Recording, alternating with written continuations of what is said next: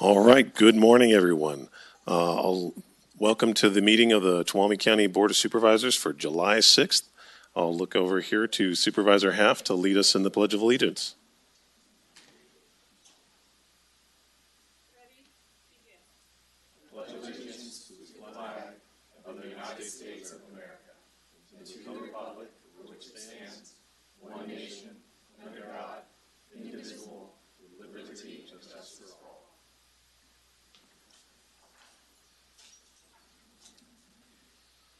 Okay, good morning and welcome. It's wonderful to see so many folks back in the board chambers, starting to feel like things are coming back to normal again.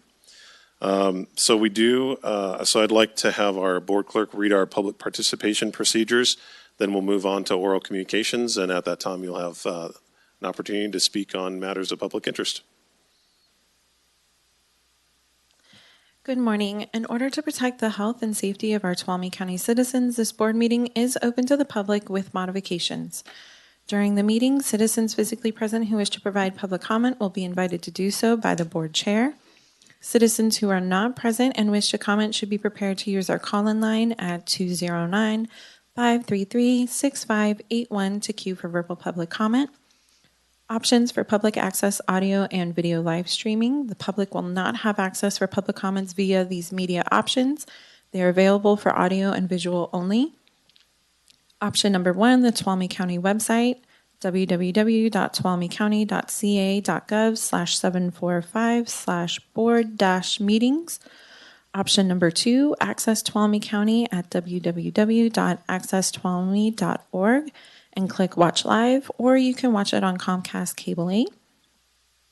Option number 3, Zoom webinar via your computer at https://zoom.us/j/987-3738-5155, or you can call in at 1-669-900-9128 with the webinar ID 987-3738-5155. Please note, Zoom webinar services tends to have a reduced broadcasting delay in comparison to the county and Access Tuolumne live streams, and is suggested for the closest to real-time viewing and listening. Important public notice under the Governor's Executive Order N2520 and Order N2920, members of the Board of Supervisors can participate by teleconference. For accessibility requirements, if you need SWIFT special assistance during the board meeting, please call 209-533-6581. Okay, thank you very much for that. And before we move on to oral communications, we are pulling item 12 from the agenda. Is that correct, CAO Riggs? Okay. Okay, so at this time, we'll move on to oral communications. Our board values public participation and encourages community members to take this time to provide comment on matters of county interest. This section is for comment not related to items on the printed agenda. The public comment time limit of 3 minutes per speaker applies, and no action may be taken by the Board of Supervisors on topics discussed. Your board members are listening carefully to these comments and appreciate you taking the time to make a personal investment in our community. So we'll start with folks in the room. Would anybody like to come to the podium and make a comment? Good morning. Wow, it's been a while. Hi, I'm Lori Lehman. I'm here on behalf of Tuolumne County Arts, and I would like to talk today about the tot tax, the tax that our visitors pay, and a tax that our local government is able to invest as they see fit. For years, you have invested 25% of that tax to bring as many visitors as you can to our community to help our economy to thrive. And that is working. We see an influx of visitors, and it is great for our community. You then invest the 75% balance into the general fund, where we hope it is spent on police and fire, so that, for instance, when 14 of our visitors get stuck in the high country, we're able to rescue them. That's important, and it is good for our community. This year, you received an increase in the tot tax of 2% that the visitors pay. Perhaps it's a perfect time to diversify your spending plan of 75% balance before you put it into the general fund. What other ways might you invest that portion of 75% balance? How about investing 1% of it in arts and culture?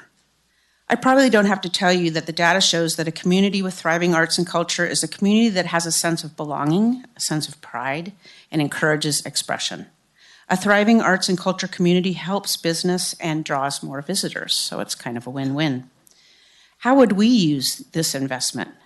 It would be used to increase our capacity, to create cultural events, to go after larger grants, to continue our participation in arts in schools, to do community outreach in our new community centers, for a space to share with other creatives, to do regranting, and for education about creative placemaking. This is another way that government and community can collaborate to help our economy grow and thrive. Just to finish up, I read a few quotes I'd like to share with you. Art is inspired by community and reflects the community back. Art and artists aren't only in museums or concert halls, they are all around us. Every one of us has the ability to create and to imagine a way to make our neighborhood healthier and stronger. Thank you. Thank you very much.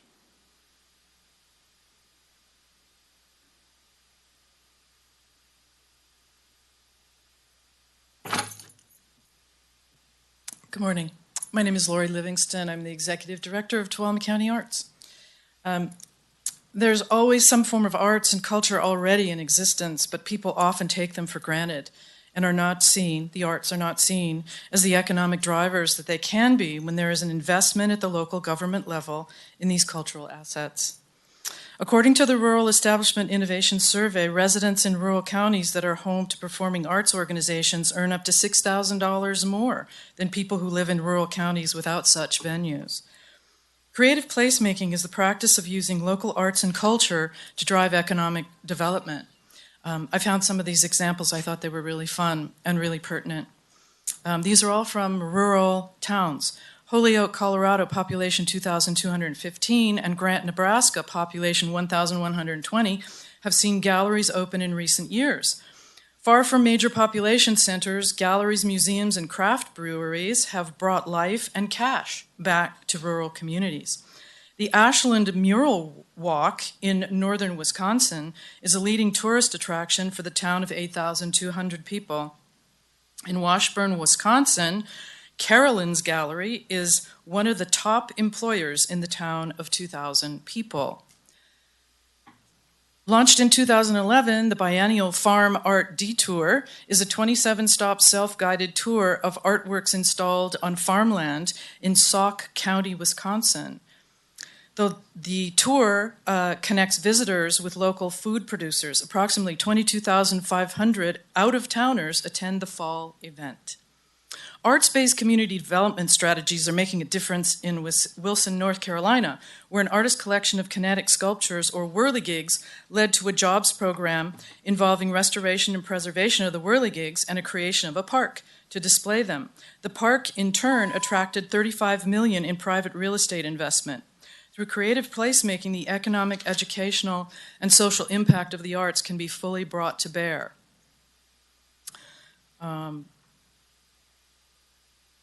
Anyway, so that's all I have to say. It's just that all across rural America, arts and culture thrives, from live performances to church choirs, art fairs to quilting bees. These activities are a vital part of life. The richness of creative endeavors can drive economic development. Thank you.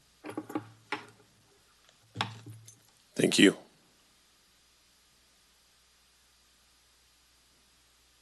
Good morning. I'm Morning. Claudia Puccinelli, and I'm a former special education teacher in this community. Started teaching in 1976, before some of you maybe were born. Anyway, I'm here. I'm on the board for Tuolumne County Arts, and I just wanted to update you on what some of the things we're doing. Right now, we have the Red Church Art Show.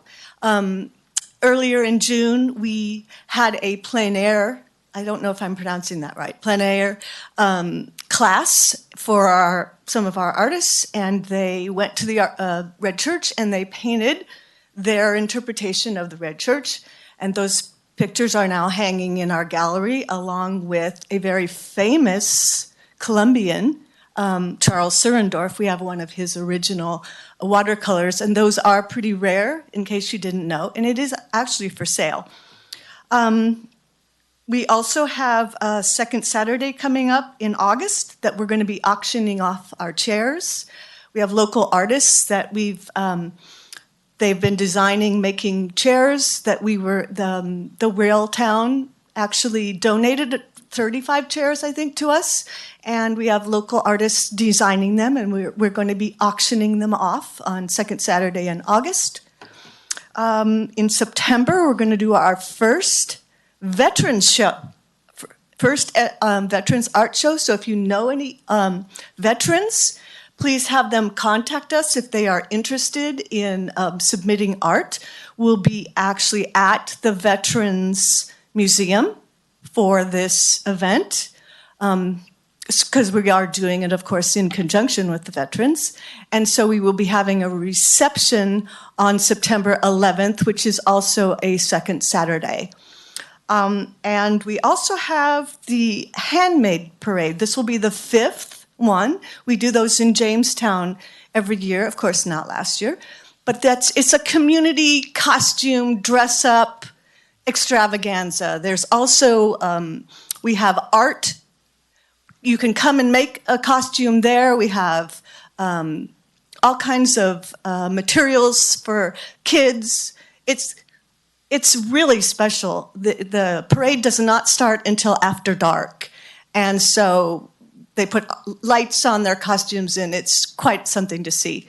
We also have Sonora High students coming on Friday afternoons for conversation and art. And I think that's pretty special. That's another new thing we're doing. Thank you. Thank you very much.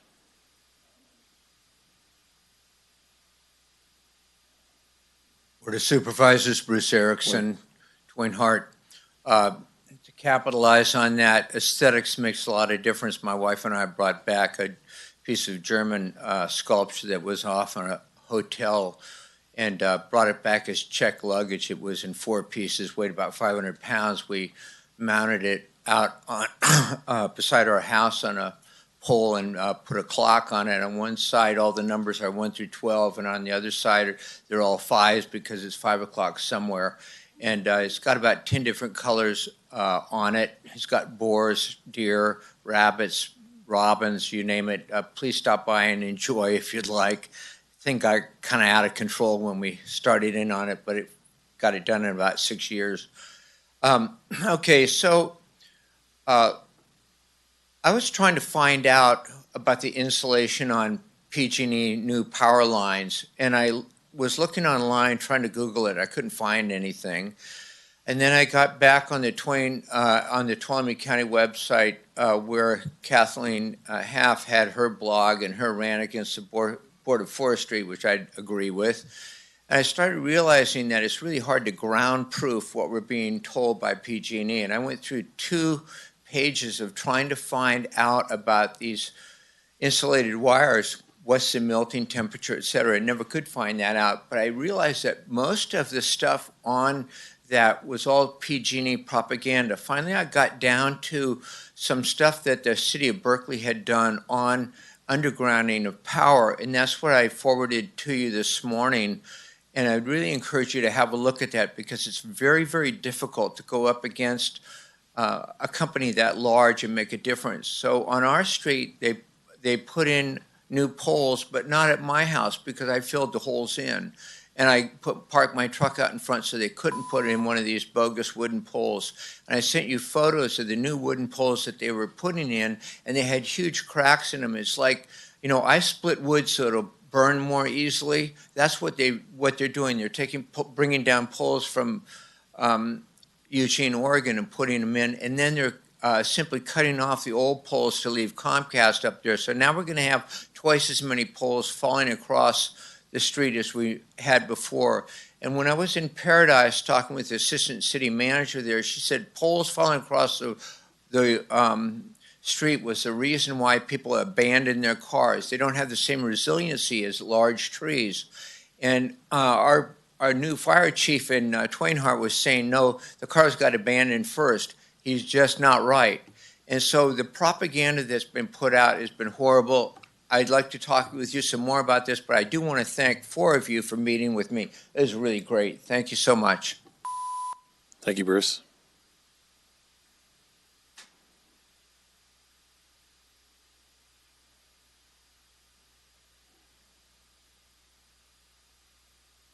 Hi, I'm Myrna Doring from Jamestown.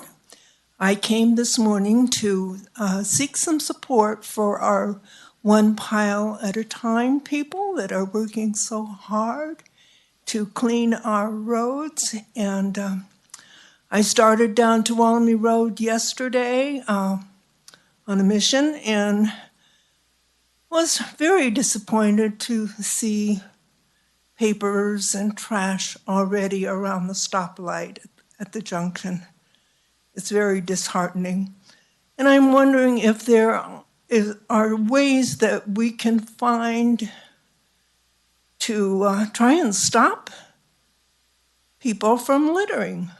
I've seen, I think, at least one sign in Tuolumne County that I know of that says a $1,000 fine for littering. But I don't know if there's any way that we can enforce these fines or how we would go about it or what resources we have. I'd like the board to maybe consider the formation of a citizens committee to investigate and maybe find answers to a lot of questions I have. At any rate, that's all I have this morning. I just wanted to bring this to your attention. I'm sure you're well aware that it's a very big problem. So I'll get together with my supervisor and some of you others and see what we can find to get answers. Thank you. And just kind of on that note, there is actually a solid waste committee, Myra. The next meeting is on, I believe it's the 22nd. Which day is the next meeting?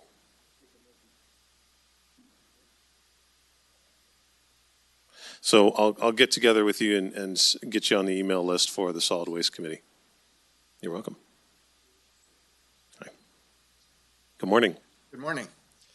My name is Jim Jordan. My house is in Twain Hart. I'm here to offer you some citizen input on your set of priorities. I would have been here a little earlier, except I had to stop and get my wheels aligned on my car because our county roads aren't very good. And so when I look at your spending for hidden spending, actually, on committees and like that was just proposed, there's a lot of staff time and a lot of Brown Act requirements when you form committees and to study things. And believe me, that takes a toll two ways. It takes a toll financially, and it also takes a toll on your personnel. One of those, I think, is going to be, it already is, but it's going to be even worse on the marijuana issue. If you go in the direction that the city of Sonora is going, we're going to have several problems, not the least of which is devoting staff time and staff money to deal with a problem. And the problem is simply this. Marijuana is a gateway drug. I don't care what you say. I can tell you that you can go to pretty much any prison and there's going to be some kind of drug involved, including marijuana. It is my firm belief that it is a gateway drug, and I know Supervisor Brandon doesn't agree with that, but I think if he opens his mind a little bit and does a little more research, he'll discover that it is. The second thing is, I think you need direction on, is that if we begin to do grows in Tuolumne County, you're going to be inviting people from elsewhere to partake legally and illegally in marijuana, which puts a pressure on the police services here. So I would urge you to please keep a medicinal mind when it comes to marijuana and not a recreational mind. Lastly, I think that the money being spent there could be better spent on police services. I understand we need 10 new deputy sheriffs. And if we're spending money on stuff that makes it even harder for police services to take care of, we're going to be finding ourselves in a world of hurt. I know that you've only had 6 months to get your sea legs on this new board, but and I'm sure you've realized that that spending other people's money is very difficult. But I urge you not to spend it unwisely, and I urge you not to consider any increases in taxes to do. I have to cut you off there. Thank you very much.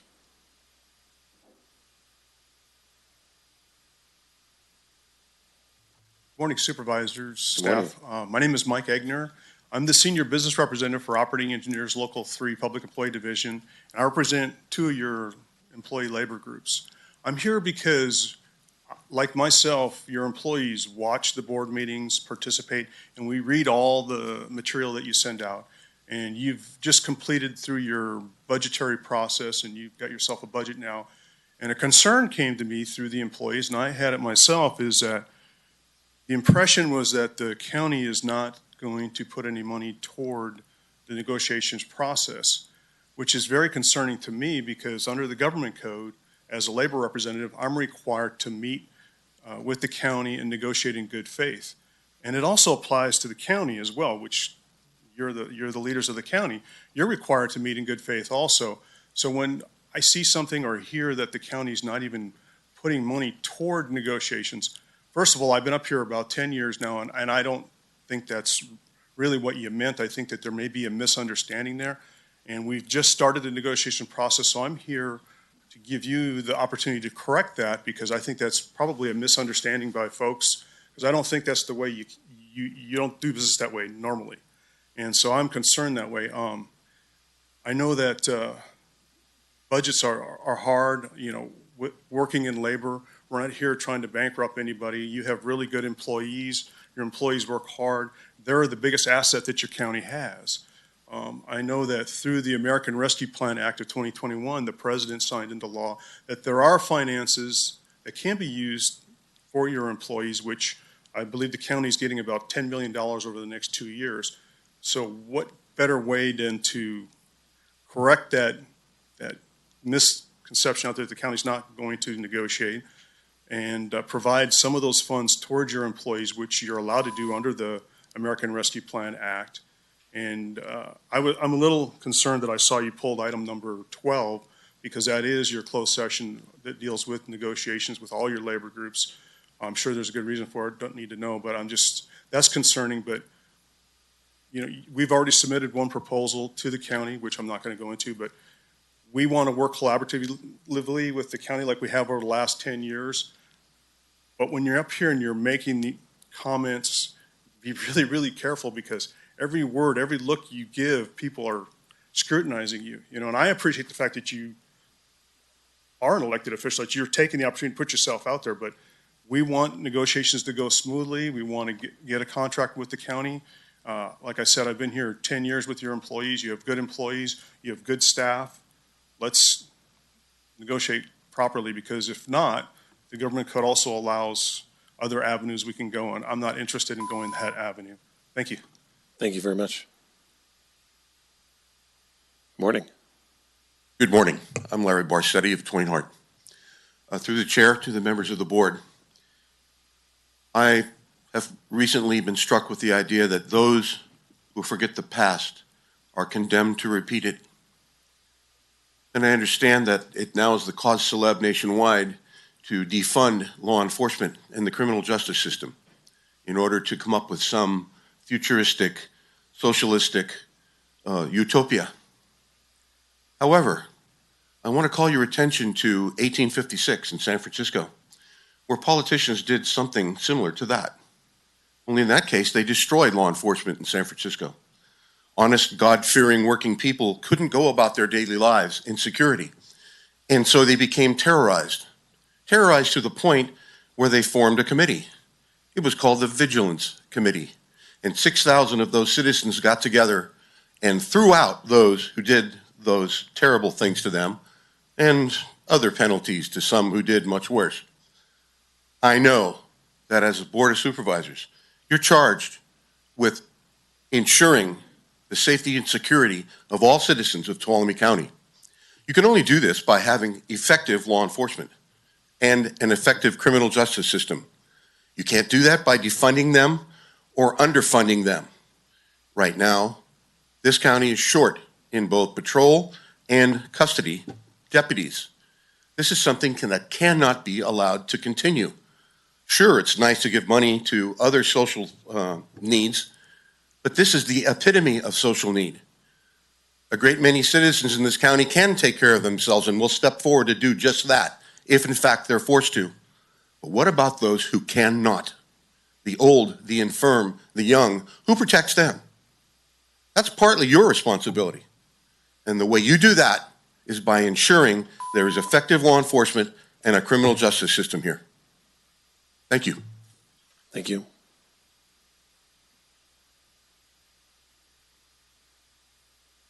Okay, is there anyone else from the room that would like to speak? Oh, come on down.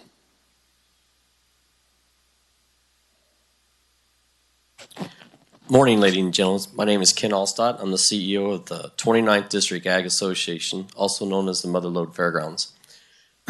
So I bring you good news this morning. Your economy is open, and we know that because this weekend we had record numbers all across the fairgrounds.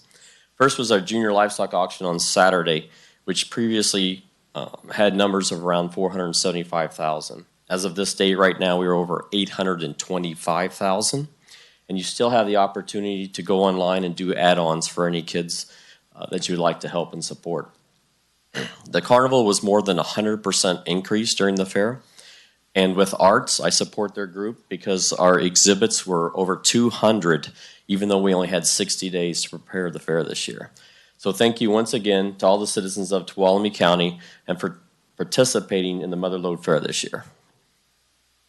Thank you.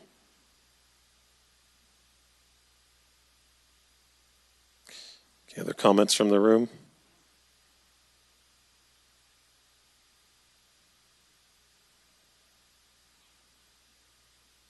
I was running late this morning because Mother Nature's, my name is John Flynn, and I'm running late, and Mother Nature is going to win out because I'm not going to be able to do this much time, probably not next time. This might be my last visit, unless the weather drops. And I went by on the county seat. I always check the bulletin board. I was out Wednesday, Thursday, Friday. And the same, the press release, board meeting minutes from May 4th was still posted for 6 weeks. Hadn't changed. So on Friday of June 25th, I went by, was still there. When I came home about 3 o'clock, 3:30, there was a new bulletin that had been removed, and there was a press release from the county administration office, Tracy Riggs, county administrator, and Eric Earhart. And it says here, in response to the regulations, press release, update Tuolumne County Building COVID safety requirements. In response to the changing regulations, that's illegal right there. From the state of California, Cal OSHA, and the California Department of Public Works, Tuolumne County is updating its COVID safety policy, government buildings. Well, the way that reads there, it says you're working for the state of California. You're supposed to be working for us. Downstairs, outside, there's a plaque that said this building was built in 1978 by the Board of Supervisors to 1980, county administrative building, and it states this building is dedicated to the county, Tuolumne County citizens. I'm a citizen, so are they. You're supposed to take, and the gentleman who was talking about law enforcement, he's spot on. It is your responsibility. I'm watching the time. And so the press release that says here, there's a U.S. Supreme Court ruling, and it's Miranda versus Arizona, 384 U.S. I can slow it down for Cody there if you like. no, no, okay, 384. And 1966 reveals where rights secured by the Constitution are involved, there can be no rulemaking or legislation which would abrogate them. Now, you're interfering with liberties in this. You all took an oath. And Ryan Campbell, you know I got your oath. And I got Anaya Kirk's oath. That's right, in writing. 1, 2, 3, and yours. Same day you swear your oath, I had your oath within 40 minutes in print. That tells you you're obligated to fulfill your obligation. Okay, done. All right. Done. All right, thank you. Thank you. Anyone else from the room like to speak? Okay. Morning. Just for you, just for you. So I think it was 2 weeks ago, I went to Twain Harte to pass out some mental health and suicide prevention information. And I went to every business in Twain Harte that I could find, which was a very interesting experience because I haven't gone to every business before. So they're not used to me, but it was good. So they had opened up, it was 100 and something that day. So they had opened up, thank you. Twain Harte had, the CERT people had opened up a cooling center at, I forget what they call their hall there. Their little meeting hall there by the car wash. And I was the only person who stopped by that I'm aware of. But they were handing out these fire hose tow chain protectors. So I took some and said I'd bring them down to Sonora. So I have one left. And then the next day, I think, was when we had that fire, several little fires along the roadway that they thought were related to chain protection. So if anyone would like this, and then Emily Kilgore from CAL FIRE also has these. So if anyone needs to protect their chains so they're not sparking, these are available. And then I guess chainsaws, and I think they said weed eaters come with spark arresters, but all the other metal equipment you can use does not. So perhaps we need to do a little bit more public service on spark arresters and the chain protectors. Thank you. Thank you very much. Anyone else from the room like to speak? Okay, do we have anybody on the phones that would like to speak? Okay, see a head shake there in the back. Okay, so if there's no one else that would like to speak, I'll go ahead and close oral communications. Thank you very much, everyone. And we'll move on to staff reports. Does staff have anything that they would like to report that's not on the agenda? Good morning. Good morning, Quincy Yaley, Community Development Director. It's always a mouthful, and ALUC Secretary, which is why I'm here today to make a plea to the public. We need some members for our Airport Land Use Commission a review body. This is a body that meets monthly when we have projects. We often don't, so your commitment it will not be 12 meetings a year. We have 7 members on this commission, but right now we have 3 vacancies. We also have 5 vacancies in our proxy. So we only have enough members right now to have a quorum for a meeting. So if someone cannot attend, we have to postpone the meeting. This commission reviews projects within our airport land use zones. So those are near the Columbia Airport and the Pine Mountain Lake Airport. If you are a pilot, if you are interested in planning next to airports, or you're just interested in planning, please contact me or the board clerk. I'm sure she will forward your information to me. My phone number is 533-5961. There will be training for you. So if you're just a pilot and you're interested in planning, please contact me. We also will be updating our airport land use plan in the years to come, and this is an opportunity to be a part of that process. I will follow up with an email to all of our supervisors so you can send it out to your constituents, but if anyone is interested, especially if you're within the city limits, you can be within the city limits and still participate in our airport land use commission. So please reach out to me so that we can continue to have a robust and thriving airport commission. Thank you very much. Thank you. Other staff reports? Good morning, Eric Earhart, County Administrator's Office, here on behalf of Eric Aiken, our Recreation Manager. He couldn't make it this morning. Just want to give you a quick update and the public on where we are with recreation programs.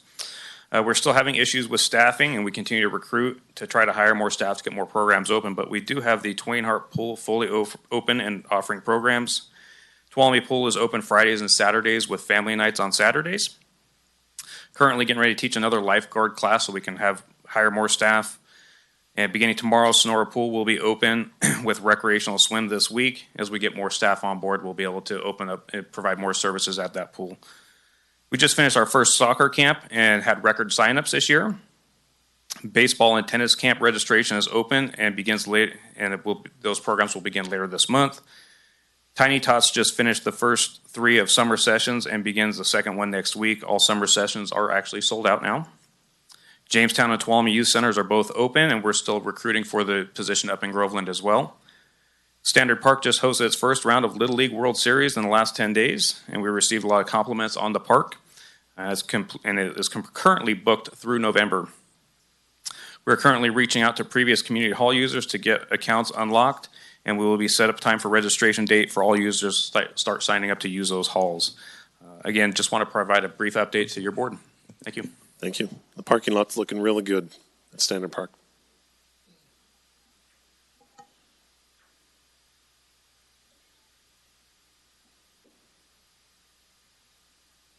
Good morning, Board. Calais Brown, Tuolumne County Homeless Prevention Coordinator. I wanted to give you an update today on Camp Hope and a little bit about what we've been doing out there.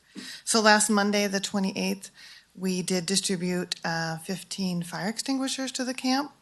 Those that were there included County Fire, Resiliency Village, a couple of navigators. Supervisor Brennan was there with us and was very helpful. Thank you very much. Community Development was there. The campers were absolutely and completely grateful for the resource. Some of them had actually purchased their own fire extinguishers as they had been concerned about fires as well. And we're very open to having them and thrilled that we were there to distribute those. Currently, as of today, we have removed about 30 campers from the property, and we believe there's about 15 or 20 more still there. So we'll continue to be out there weekly, supporting them and trying to motivate them to move forward. I also wanted to give a thank you to Nancy Scott of Nancy's Hope, who's been out supporting us at Camp Hope. She is amazingly thoughtful and motivating to some of the campers. They really trust her, and she has motivated some campers that have been really cautious to enter the program. So we've been thrilled to have her and very grateful for her services. And yeah, that's all I have. Thank you for your time. Just a quick question. Where are we on the timeline for having to move those folks out? So the original 90-day notice was given May 9th.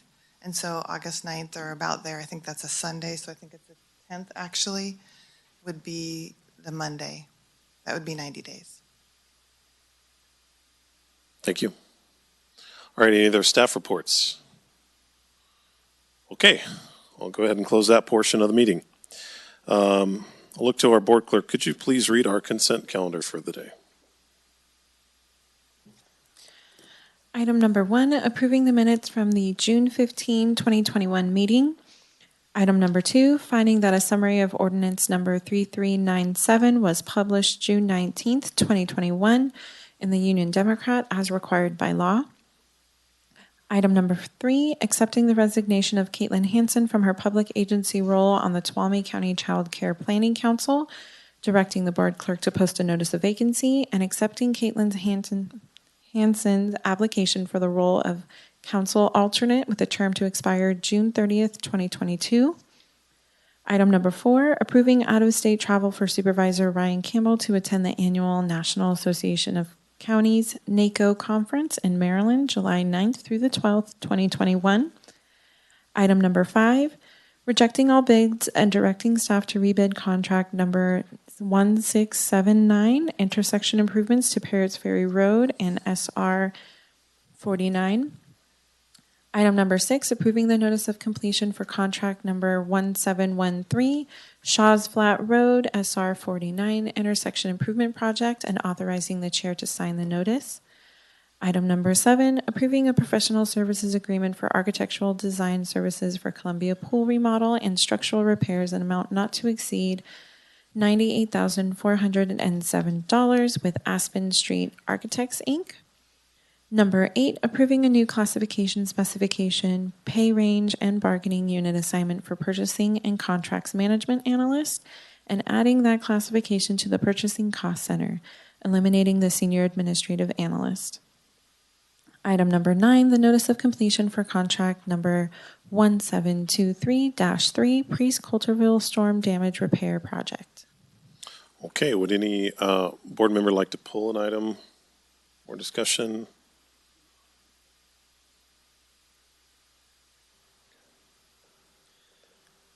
Just want to make a quick comment for two things relevant to my district in particular. Let's see, which item was that?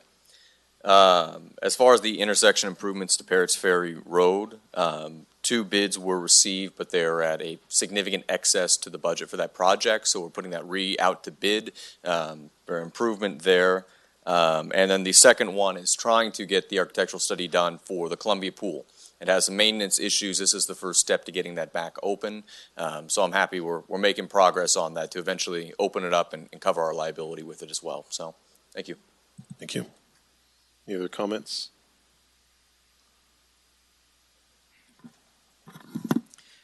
Yeah, I'd just like to thank the Public Works Department for their work in getting the Priest Coulterville storm damage repair project. It was kind of a long time coming from the, I think it was 2018 storm, and it had massive erosion, and I know it became a problem during the mock fire just to get through, and so just a note of gratitude that was, you persevered and got through it and got it done. Thank you. All right. And then I just wanted to thank Caitlin Hansen for her work on the Child Care Planning Council, a very important group that does a lot of excellent work to find affordable child care in our community. And Caitlin in particular has done an exceptional job helping to establish and promote the Columbia Child Care Apprenticeship Program. So thanks very much for that, and hoping that she'll remain involved with the group as an alternate. Okay, is there any public comment on the consent? Anyone on the phones? No? Okay. All right, so we'll close public comment, bring it back to the board for more discussion, or if there's a motion to approve the consent. Motion to approve of the consent agenda. Okay. Second. I have a motion by Supervisor Brandon, second by Supervisor Goldenberg. Call for the vote. All those in favor, say aye. Aye. Any opposed? Okay, motion passes 5-0. Thank you very much. Okay, so we have one proclamation. I see our lovely Love Tuolumne County shirts here, so we'll do that, and then we'll move on to our first 9 o'clock appointment. Does that work for you guys? Okay. So I'll look to Ms. Ryan. Could you please read item number 10? Item number 10, consideration of adopting Resolution 61-21, commending Love Tuolumne County for its work in 2021 and supporting its efforts in the future. Good morning. Good morning. Liz Peterson with the County Administrator's Office. I am here happy to present this resolution for your board's approval. This is for not only commending the Love Tuolumne County team for the work that they did this year, but also expressing your support for future years. This is intended to be an annual event, so I think anything that your board can do to kind of support their actions would be really helpful. So I would like, if you're okay with it, to read the resolution. It kind of talks about what Love Tuolumne County is about, and then, as you mentioned, there are some representatives here who I'm sure would love the opportunity to be up here. Maybe they wouldn't, but maybe you'd like to do it anyway. We're going to haul them down anyway. Yeah. So, whereas Love Tuolumne County is a partner with Love Our Cities, an organization founded in 2009 to address problems in cities that great volunteers can provide. And whereas since its inception, Love Our Cities has garnered over 90 partners and brought together 190 volunteers who have donated over 900,000 volunteer hours. And whereas Love Tuolumne County's mission is to promote county-wide volunteerism through collaboration among leaders and promoting beautification efforts, trash cleanup, care package deliveries, and fix-it projects to display passion, unity, and love for the community. And whereas on April 24th and 25th, 2021, Love Tuolumne County accomplished more than 20 volunteer projects to improve parks, schools, nonprofit organizations, and high-visibility community locations. And whereas all opportunities were made possible because of key event sponsors, Front Porch, Adventist Health Sonora, and Sonora Area Foundation, along with many other financial contributors and 300+ volunteers who participated in projects. And whereas future efforts are being planned annually to boost our county schools, parks, community gathering places, and other community needs. Now, therefore, be it resolved that the Board of Supervisors of Tuolumne County commends the Love Tuolumne County leadership team and volunteers for the work they did on the 2021 Love Tuolumne County event and hereby supports its ongoing efforts to beautify the county and promote volunteerism in the community. So again, there's representatives from the leadership team who are here, and Jonathan Foley and Mario DeLise, right, from Adventist Health Sonora. Yeah. So looking, right. I'm sorry, looking for your board to approve the resolution. Come on down if you would like to. Nobody gets, come up right up here to the podium. Nobody gets away when you're getting a commendation from the board. I just want to thank the board for the partnership. The county actually has been very complimentary and helpful to organize and put projects in motion. Ed Hogue runs, a lot of the facilities, and he's been very supportive and easy to work with. And so we've really enjoyed that. I believe community working with the county leadership and teams are really how we're going to be able to solve a lot of the problems that we're up against. Nobody wants taxes raised, but the work requires more than what we have available to us. And so this is one of those solutions, and I'm working with Howard White and Mario, along with Nathan Levering and Nancy White and Bob.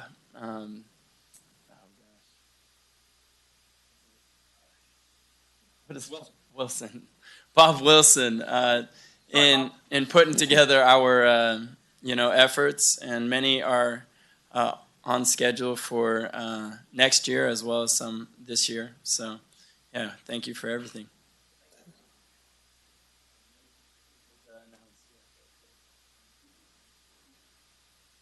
I want to second that. Thank you very much.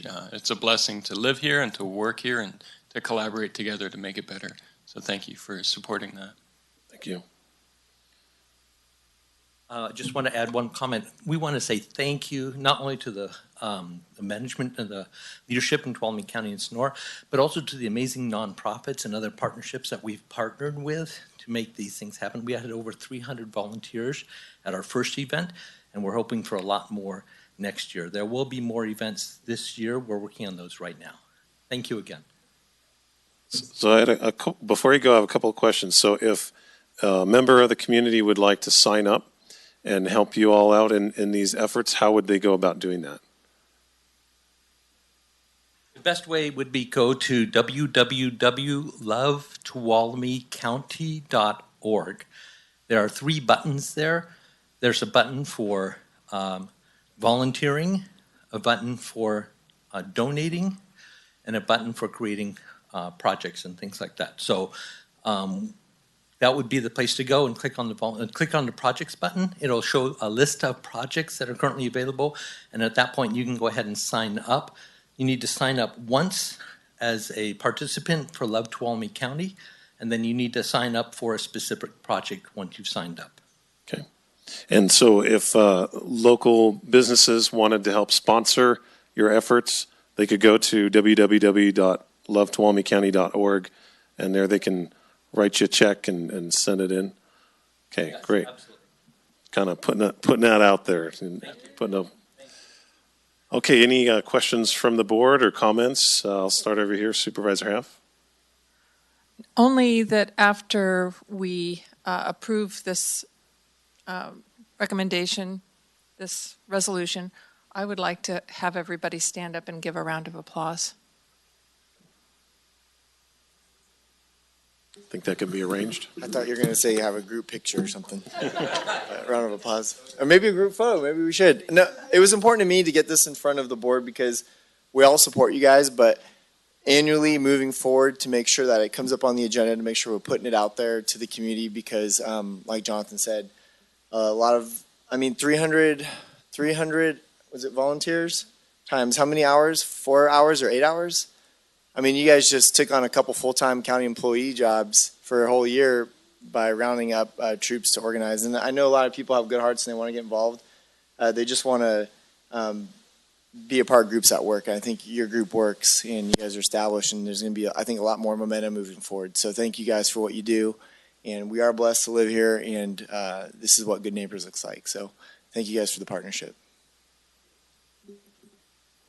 Yeah, I'd just like to echo, there was just a whole host of different projects, a really wide variety, and everything that you guys did was just so much appreciated. There was a lot of movement, got out there, and a lot of enthusiasm. So thanks for the great work. I think I saw you guys driving through, but I got to get down dirty picking up some garbage with Howard, too. It was fantastic. You said it really well. We don't want to raise the burden on folks here, but the need to run this community is greater than the supply of what we have right now. We need people to step up, especially, I think, after COVID, get back in those habits, and this makes it so easy. So in addition to volunteering and donating, I wanted to draw attention to the third button. So anybody out there in any town, you see something that you want to work on, they can go create an event profile. You'll help facilitate that, right? Help notify the volunteers, help probably advise them on creating a scope of what you're doing, make sure all the logistics are there. Most of the events were driven by community members that came up and said, well, this is a problem and I'd like to take this on, right? That's a beautiful thing. What you guys do is absolutely wonderful. It's a huge asset to the community. I can't wait to attend the next one. And always thank the sponsors, like you said. Everybody helps and make that by all the donations, the bags, the goodies, the water, the shirts, and everything. They're just as much, making this happen in our community as anything too. So thanks to everybody involved. Okay, any public comment on this? Okay, no public comment? Oh.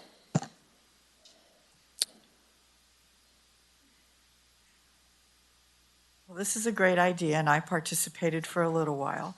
But we are a county of slobs, and we litter and we leave trash everywhere, and we shouldn't have to round up 300 people to clean up after ourselves. How much would it kill someone to spend 5 or 10 minutes, maybe once a week, or when you go shop, just to pick up some trash that you see?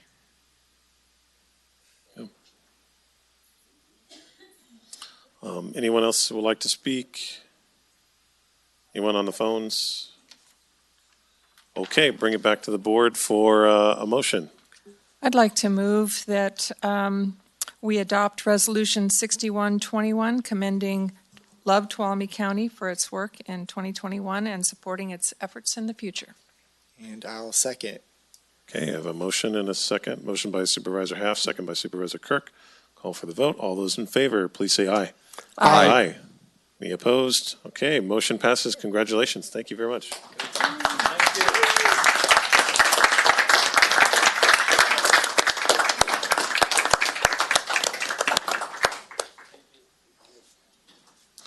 All right, great work, guys, and keep it up, and hope we get you some more help out there. All right, so we'll move on to our first 9 o'clock appointment.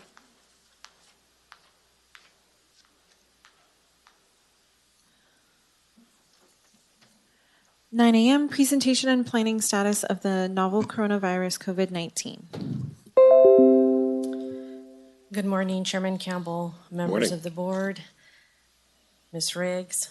My name is Rebecca Espino, Health and Human Services Agency Director. During the past 17 months, our healthcare community have been on the front line battling COVID-19, serving as heroes as they deliver the healthcare to those in dire need.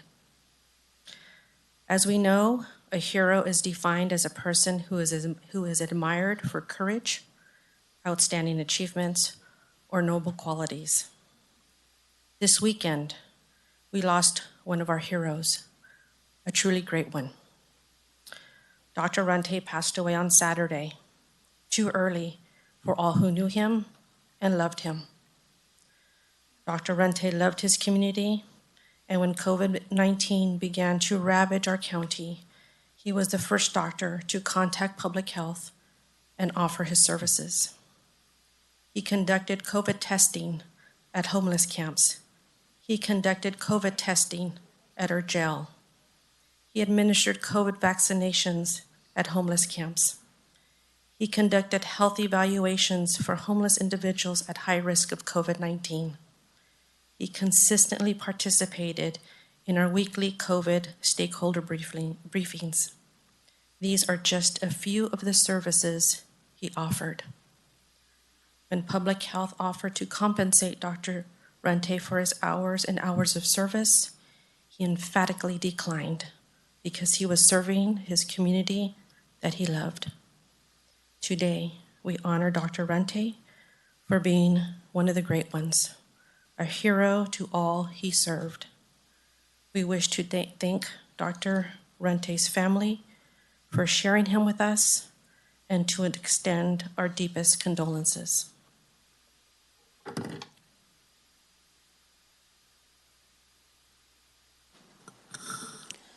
Good morning, Chair. Good morning, Board. Eric Sergianco, Interim Health Officer. I would like to follow on Rebecca's comments is that Dr. Runte was one of the first people to reach out to me and think about how we could best protect the health of the residents of Tuolumne County during the pandemic. And he'll be sorely missed. That's how best I can sum this up. And again, I would ask that you keep him in him and his family in your thoughts and your prayers.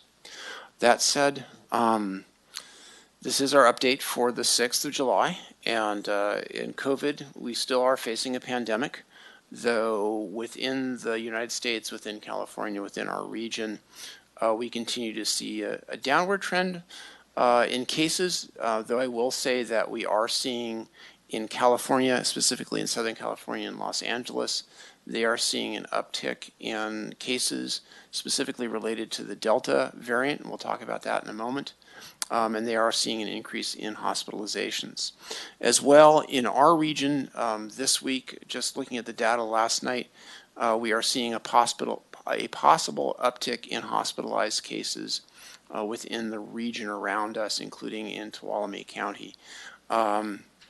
And to update the last bullet, as of today, we actually have 5 Tuolumne County cases at Adventist Health. And so that is concerning for me. And as I mentioned, we will talk about the Delta variant in just a moment.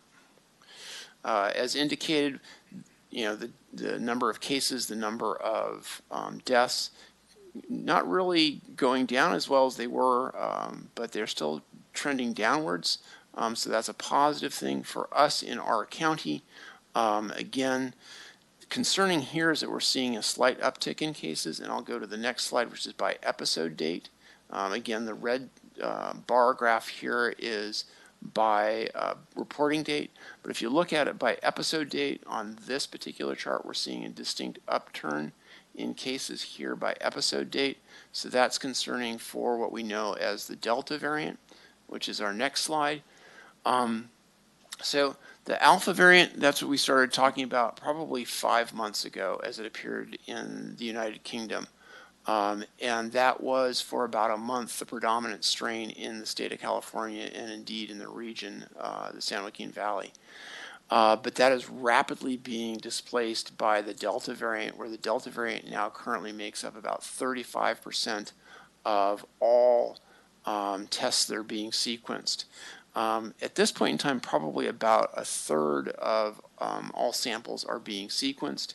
And last week is when we received notification that some of our cases were the Delta variant, and we expect that we'll see more. There is a significant time lag from the time that the tests are submitted for whole genome sequencing before the sequencing is done, anywhere from 2 weeks to a month. So we can anticipate that a number of the cases that have been identified in the last week to 10 days will be identified as being the Delta variant in the future.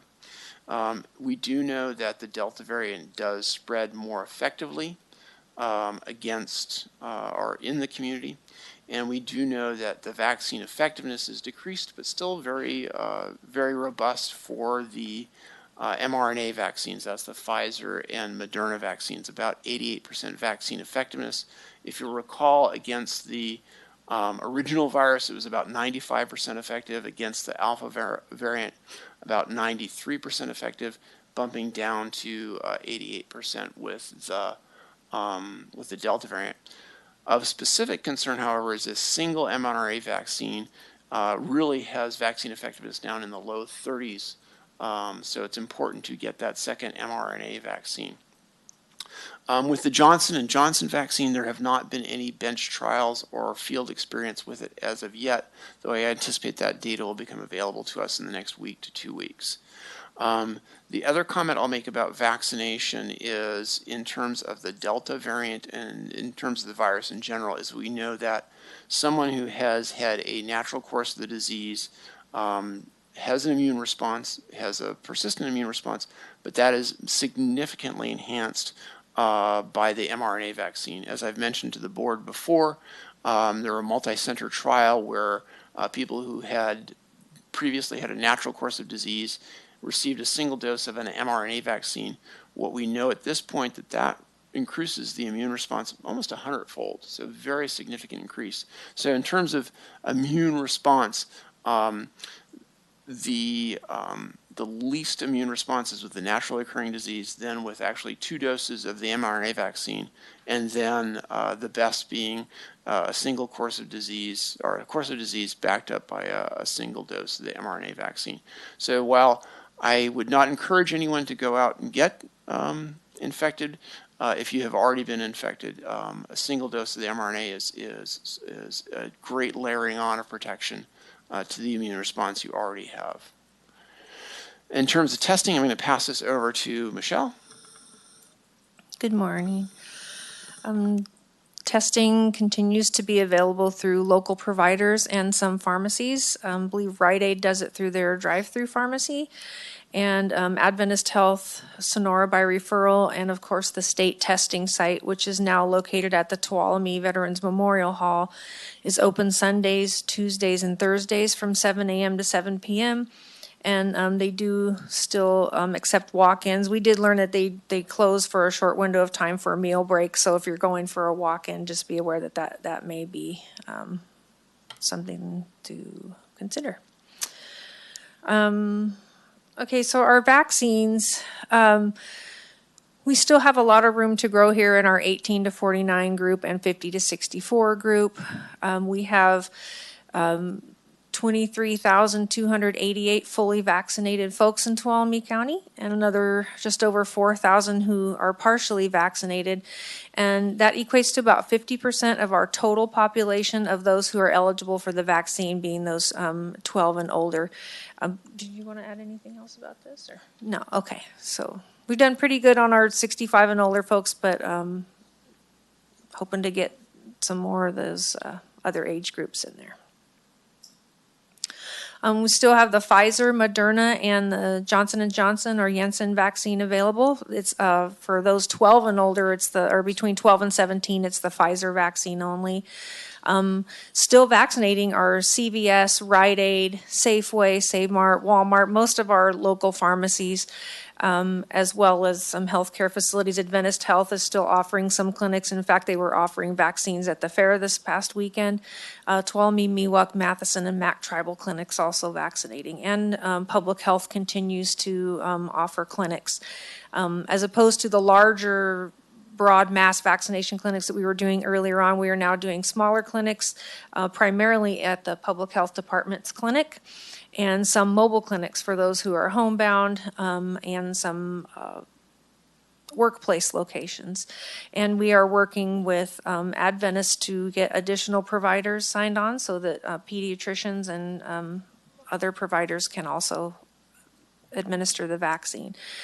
We have upcoming public health vaccination clinics. We were primarily doing them on Mondays, Wednesdays, and Fridays.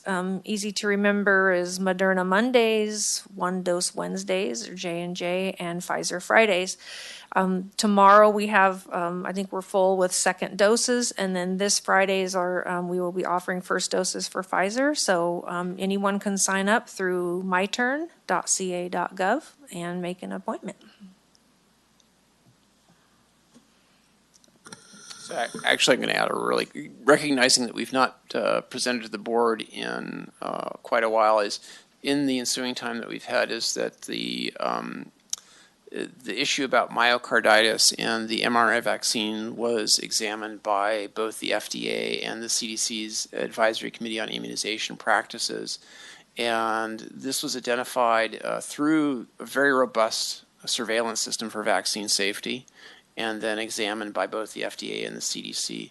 It is correlated with the mRNA vaccines, but at a very, very, very extremely low rate, 0.002% of those receiving the mRNA vaccines.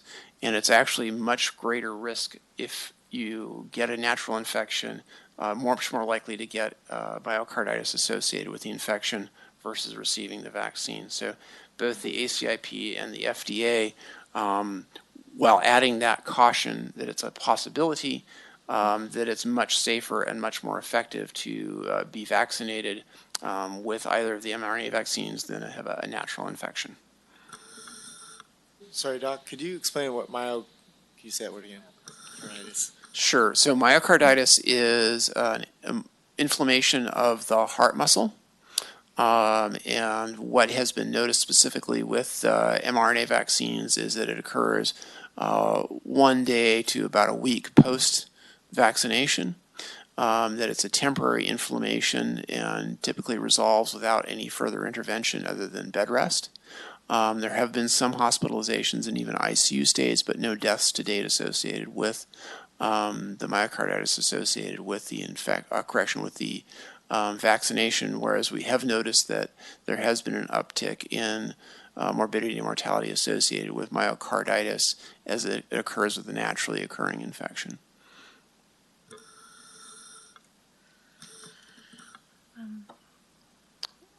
Okay.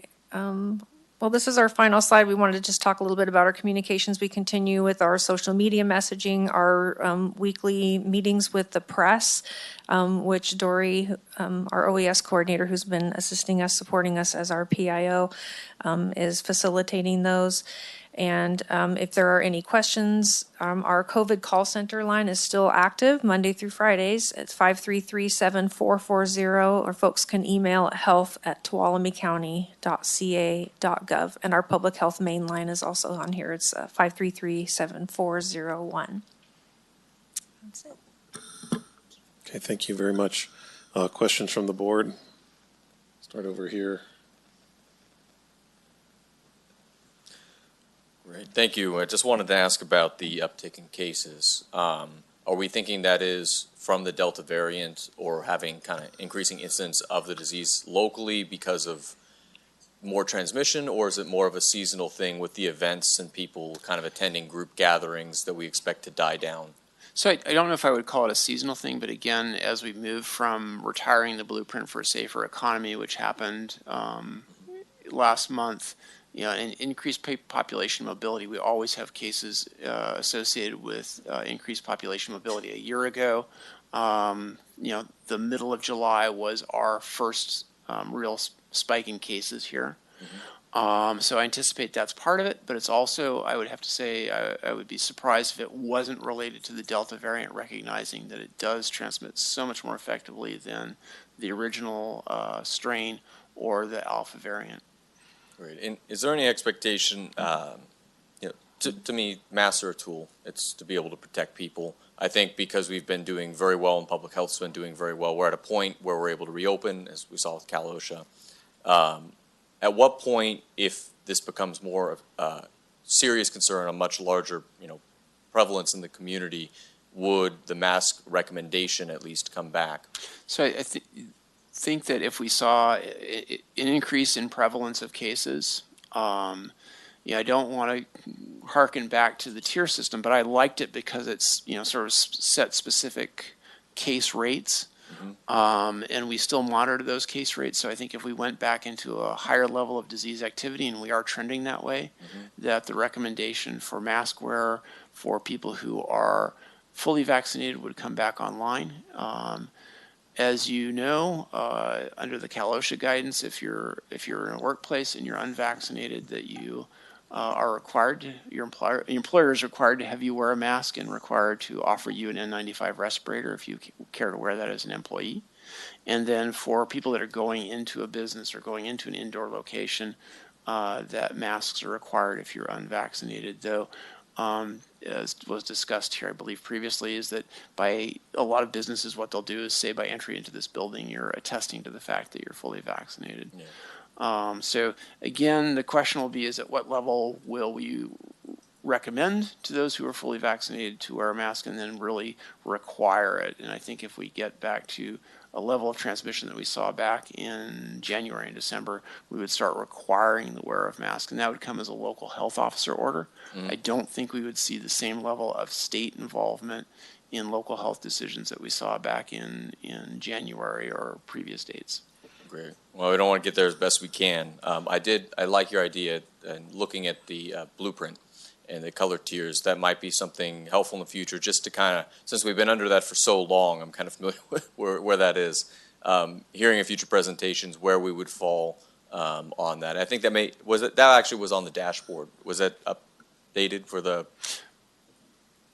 maybe it wasn't. But yeah, no, well, it's kind of confusing. We're experiencing some data reporting issues with local providers, and it's not getting put into the state reporting system called CalReady. So these numbers are what we know of cases, but they're not getting reported to the state. So that case rate is based on what we. Great. Yeah. So it's higher now than what's on the dashboard now because we've seen an increase. Yeah. It's more like 4.7. Okay. And just my last thing is from your presentation too. So anybody out there who's been waiting because they want to get a particular vaccine, sounds like they can come in. What is it? Moderna Monday, Pfizer Fridays, 1 dose Wednesdays, right? Did I get that right? Yeah. So you can be able to go in, get that vaccination, and that seems to be the most effective way we can, as a community, make sure we don't have restrictions in the future, make sure that we don't have mask recommendations or mandates come back, is getting especially that 18 to 50-year-old group vaccinated. Correct. Yeah, that's, again, the demographic that spreads it best is that 18 to 50-year-old group, and that is our least under-vaccinated. That's our most likely at-risk group, and the most preventable disease transmission can happen by getting that group vaccinated. Great. Thank you. Okay. Other questions, comments? Supervisor Kirk? Yeah, a couple questions. When we were talking about the vaccine effective rate, one of them, or I think prior to the Delta variant, I heard 95% effectiveness. The Delta variant, about 80%. But do we know what the percentage was for people who are naturally immune who've already been exposed? So that I do not know. But, and, again, that would suspect reinfection. And so looking at reinfection rates, I don't know that all of our data right now is from Public Health England. I don't know they've looked at that, but I will see if we've got that. And I would like to know, and the reason why I ask is because it's so hard to get what you go online, you research, and everything's so politicized. I do hear that people who are naturally immune do well from the antibodies. So I'd kind of like to know what the data is on that. And then one thing, when we were looking at the slideshow, when we look at the death rate, I don't know if there's any way, when I look at that 71 number, it's horrible. There's no escaping that. But when I look at that number, is there any way to get it broken down between like year over year, 2020, 2021? Because we have we had anybody pass away in the last 6 months? Yes. Or since March? Yeah. I guess. Yeah, since And March, yes. Well, I know we have how many? I don't know off the top of my head. Okay. It would just be nice as we go through this, and if the variant comes in our Yeah. community, to see. Yeah, and I year would over say year. that, yeah, our case fatality rate is probably declining, but I also think our hospitalizations are probably upticking. And so that, again, we've had this shift in demographic where we've had fewer deaths because older people have taken up the vaccine and the vaccine is effective. And so now people are getting hospitalized tend to be younger now. And they tend to survive, but they have a prolonged hospital course and then a prolonged recovery period. So that would be, again, getting back to, natural infection will provide robust immune response, perhaps not as long as the vaccinated, as I mentioned. The natural infection plus one dose of the mRNA is what we're seeing coming out of the 4-center study on vaccination that I had mentioned previously. So that may be the best course for people who have already been infected, because, again, we don't know the true immune response of those people who have had a natural infection and then are exposed to a Delta variant or something further on down the line.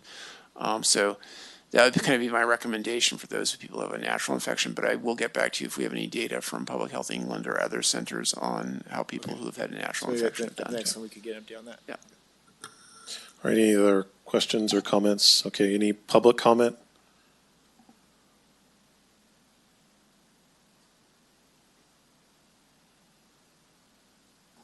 Well, I talked to the people at the fair, and I don't think they gave more than 4 or 5 vaccines a day. So probably less than 20 or 30 total. There were 3 people waiting at the gate when the fair first opened, so I thought that was good. If you could go back to the slide that has the numbers and the percentages of the age range, because I'm fully vaccinated, but I am so paranoid. I am still wearing gloves, I'm still wearing 2 masks, and if you're not in my bubble, stay away from me. So I was really concerned about the stories in the Modesto Bee last week, where they talked about the huge number, it's like 60,000 something, that has only been partially vaccinated. So ours is only 4,000, a little over 4,000, that haven't received their full series. Is that correct? So we're actually doing pretty well. But all those Stanislaus County people come up here, and we've had people from all over I've seen tourists from everywhere. So I'm still freaked out. And I take a lot of abuse because people don't think I should be wearing a mask, but I wear 2 and I feel better.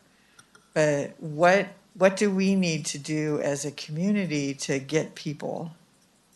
I mean, is there something else we need to do? Or are we just stymied?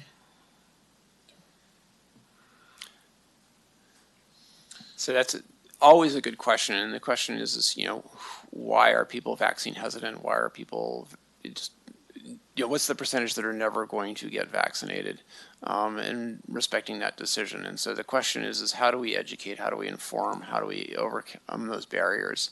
I'm less concerned about the partially vaccinated because our community has been pretty good once they start the vaccine series, have completed it.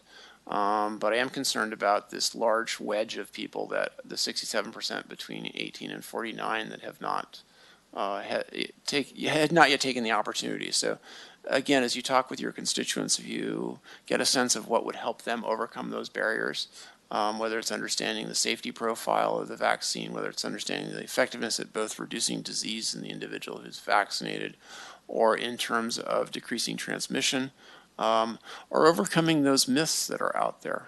We're happy to do that, whatever outreach we feel like will help increase that uptake.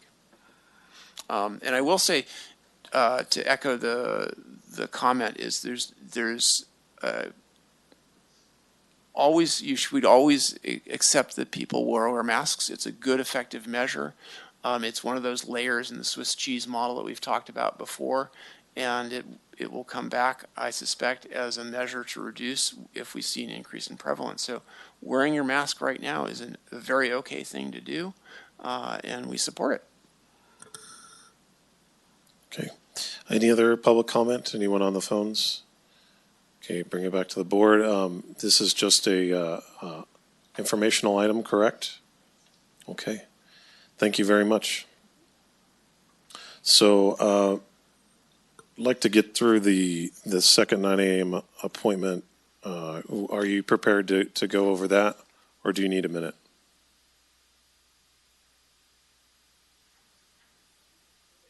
Okay.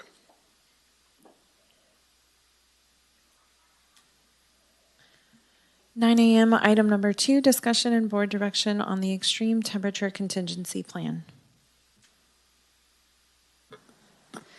Good morning, Board of Supervisors. Dory Beats, Tuolumne County Office of Emergency Services.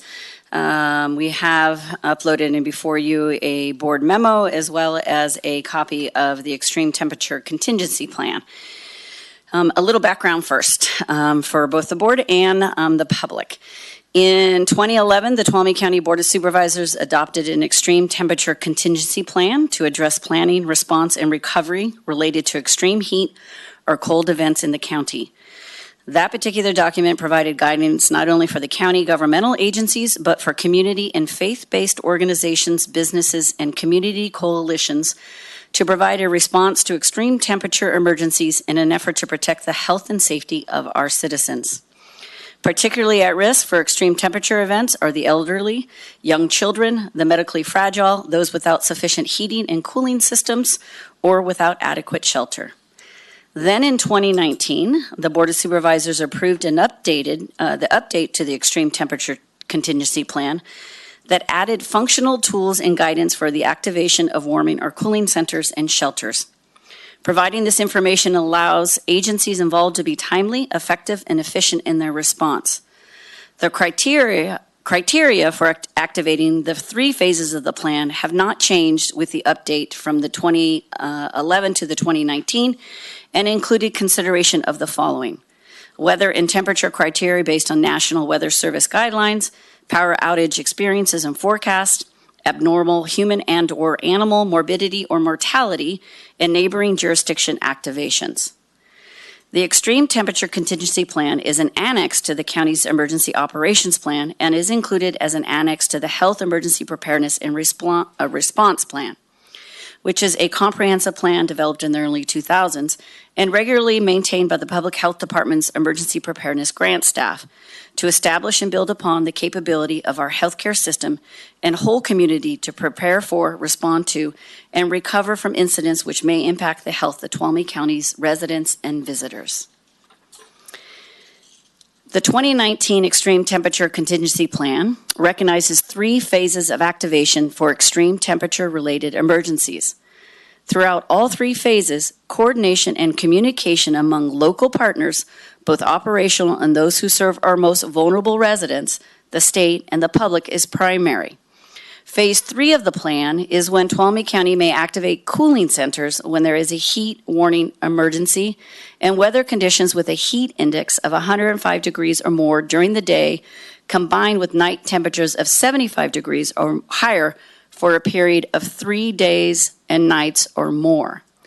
When these temperature thresholds are not met, Tuolumne County still provides for assistance by coordinating with the local Department of Social Services and other agencies who serve our most vulnerable residents to increase messaging and contact with those who may be at higher risk, working with departments and facilities that can stay open and staffed longer, outreach to partner agencies such as Red Cross about resource availability, contacting our local CERT programs for potential staffing, issuing a press release to inform the public, coordinating surveillance of heat-related illness or injury with healthcare emergency services agencies, issuing a series of heat safety messages on our social media outlets, and coordination with Adventist Health Sonora and emergency medical service providers to identify any increase in heat injury cases. When the plan calls for opening a center, 2 of the primary issues surrounding activation of cooling or warming centers or shelters are staffing and facilities that can or are available to open. Currently, there are no dedicated staff for cooling and warming centers or shelters, and in the past, county staff have been pulled from their current jobs or asked to work extra hours as needed. Unfortunately, centers or shelters go unused and county resources have been deployed for an anticipated need that does not come to fruition. The Office of Emergency Service and Public Health have been developing the county's disaster service workers, or DSWs, and volunteer base prior to and during the COVID emergency response. We are currently working on how we can improve partnerships and work with those DSWs should we get to the point of opening facilities and creating a roster of DSW and volunteers who could staff any facility if we meet the threshold as outlined in the plan. Adjusting the plan's threshold will increase the frequency of staff deployment and require dedicated funding of approximately $50,000 to cover the cost of staff, oversight staff, utilities, water, snacks, and sanitation services, to name a few. Lastly, increasing the plan's threshold will rely heavily on the public to support our efforts by signing up as a volunteer. Volunteering will allow us to staff centers when needed or when paid staff are not available. If anyone from the public is interested in volunteering with Tuolumne County, please visit our website at www.tuolumnecounty.ca.gov so you want to be a volunteer. It is staff recommendation of the Office of Emergency Service, the Public Health Department, and the Interim Public Health Officer, Dr. Sajenko, and all three of us are here, that we continue to follow the 2019 Extreme Temperature Contingency Plan as written.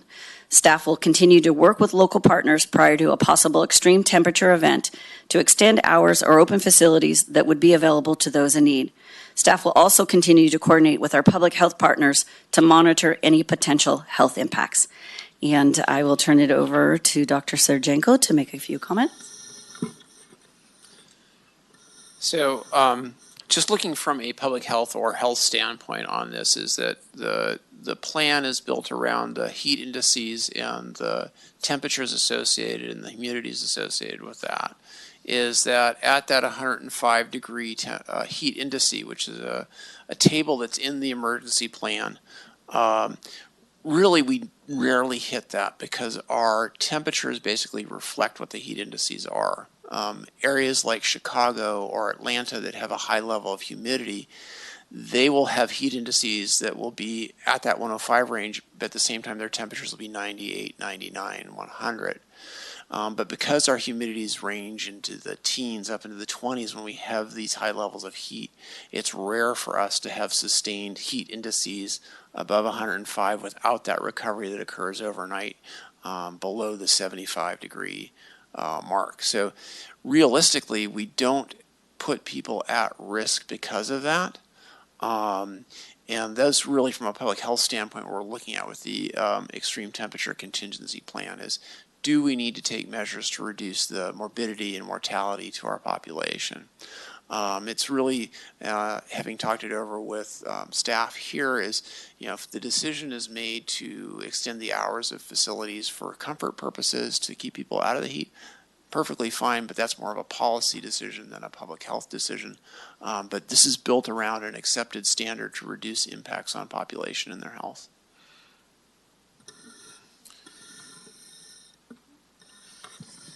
Happy to entertain questions or comments. And Dory, I mean, maybe we should have started yours. Can you talk a little bit about why are we talking about this today? Because it seems like this comes up, this is probably the fourth time for me that this has come up.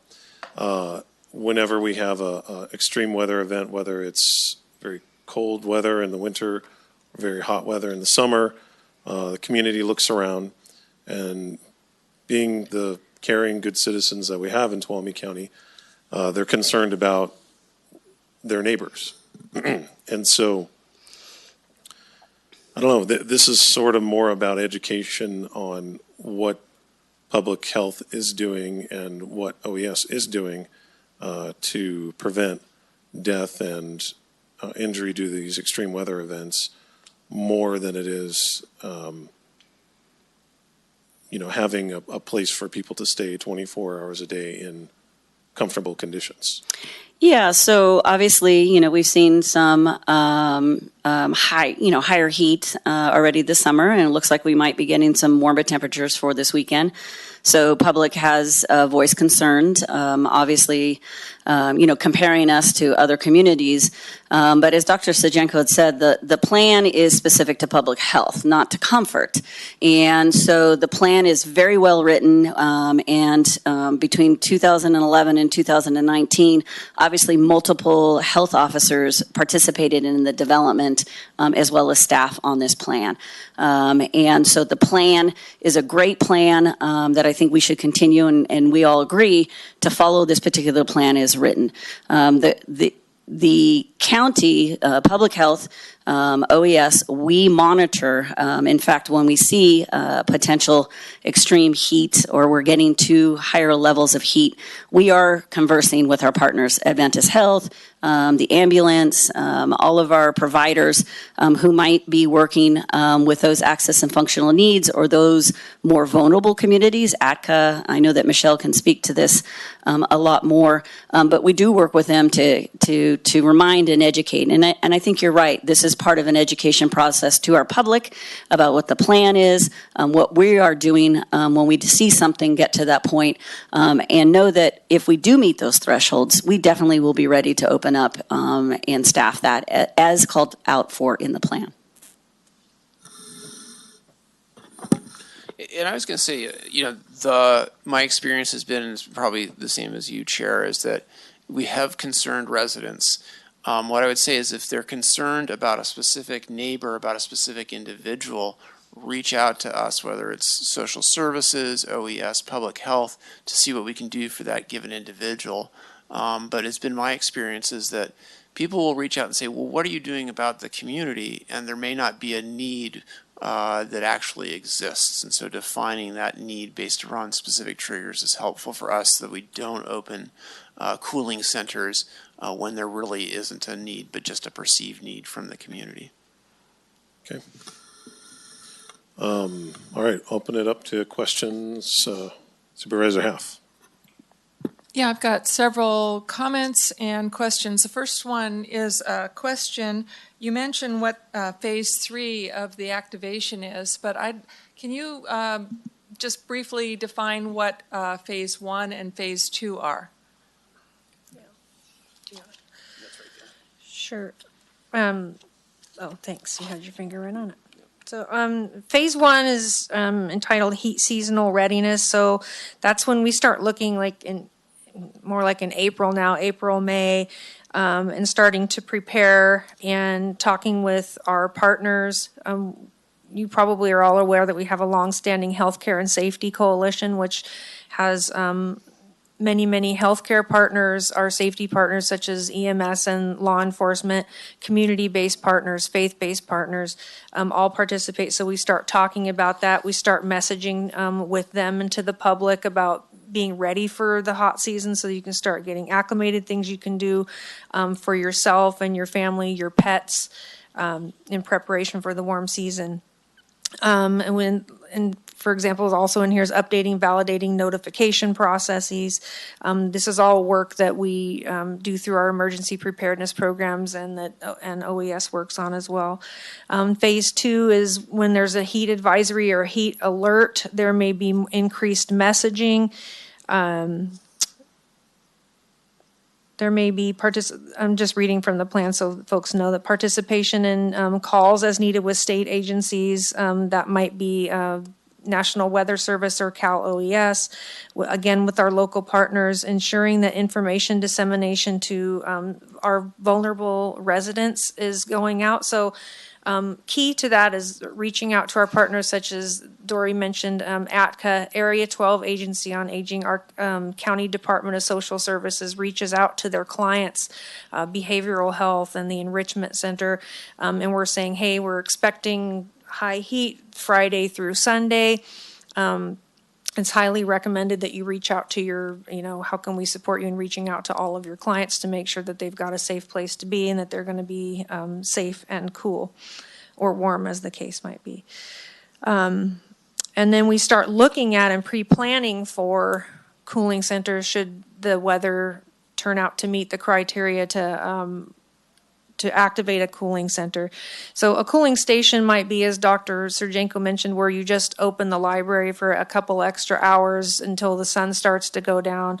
And a cooling center is specifically activated for having meet this criteria to make sure that folks who are most vulnerable and are at highest risk have a cooler place to go. So that's when we get to phase 3. Does that help? Yes, Okay. I think it's important for the public to know that there's all sorts of things that are going on behind the scenes. They might see something that comes out on mymotherlode.com or in the newspaper, like, yeah, we're preparing for a heat wave, but they don't know all the little intricate details that public health takes care of during this time. So I wanted to make sure that that was made public. And also, you know, the public tends to compare what we're doing with other counties, other neighboring counties. And I don't think the other, now correct me if I'm wrong, but I don't think the other neighboring counties did much different than what we do. They did not open up full blast cooling centers. They did the incremental things, if I'm understanding correctly. We are trying to do some of those incremental things when it doesn't reach the level, yet we are having a staffing problem. Okay, a staffing problem that Dory mentioned in her report because of years of budget cutting, and we just don't have the disaster service workers or other workers that are available because we're very lean. And I want to make a point of what Dory said, that it's critical right now. We are asking, the county is asking for volunteers to step up and to help so that if we do have extreme temperatures that don't quite make the 105 high or higher and 75 lows for 3 days, we can still do something. And that's, I think, what our aim is here on the board today. I'm assuming, I don't know, we'll see. But we want to be able to help people get out of the heat that may be experiencing difficulties, yet it may not reach the threshold of the extreme temperature guidelines that we have. So those are my comments. I just think it's critical that we have an all-out approach to ask for citizen volunteers during these times, and we have a list that we can call. Thank you. Supervisor Kirk? Yeah, you said a lot, so I won't go into much detail. What I heard from the science side of things is humidity is low, therefore the recovery in the evening. That's the key point. My wife's 7 months pregnant. She is not very happy, but thankfully in the evening it cools off. So I think, like Supervisor Half said, staffing and facilities, we all would love to have ice shelters all over the place, but we got to use our time and resources wisely. And the science tells us how and when to do it. And so thank you for the update. Supervisor Goldenberg? Okay. Yeah, I totally understand the medical side of things and establishing those thresholds, and having the science for that is very good. I mean, you need to have something to base your decisions on. But I do fall back on the comfort, quality of life issues that we have as well. And while I understand that we can offer to have people contact, you know, public health, they can contact ATCA, other agencies to look for ways to get people those comforts. What I don't see is that we have any plan on how to address that, if we wanted to do that, other than, as Supervisor Half mentioned, you know, you could look at an increased use of volunteers. But also, I think for a fairly reasonable cost, that we could have a plan that if we wanted to open up centers, that would be pretty reasonable in cost. I personally, I see the numbers in here of 50,000. I think we could do it for about 20,000 a year, depending on how many times might be opened up. Yeah, just as an example, if you opened up 3 times one facility for warming, 3 times one facility for cooling, with using some disaster service workers, and I'm not sure what the hourly rate that those folks would get. Maybe you could answer that question first.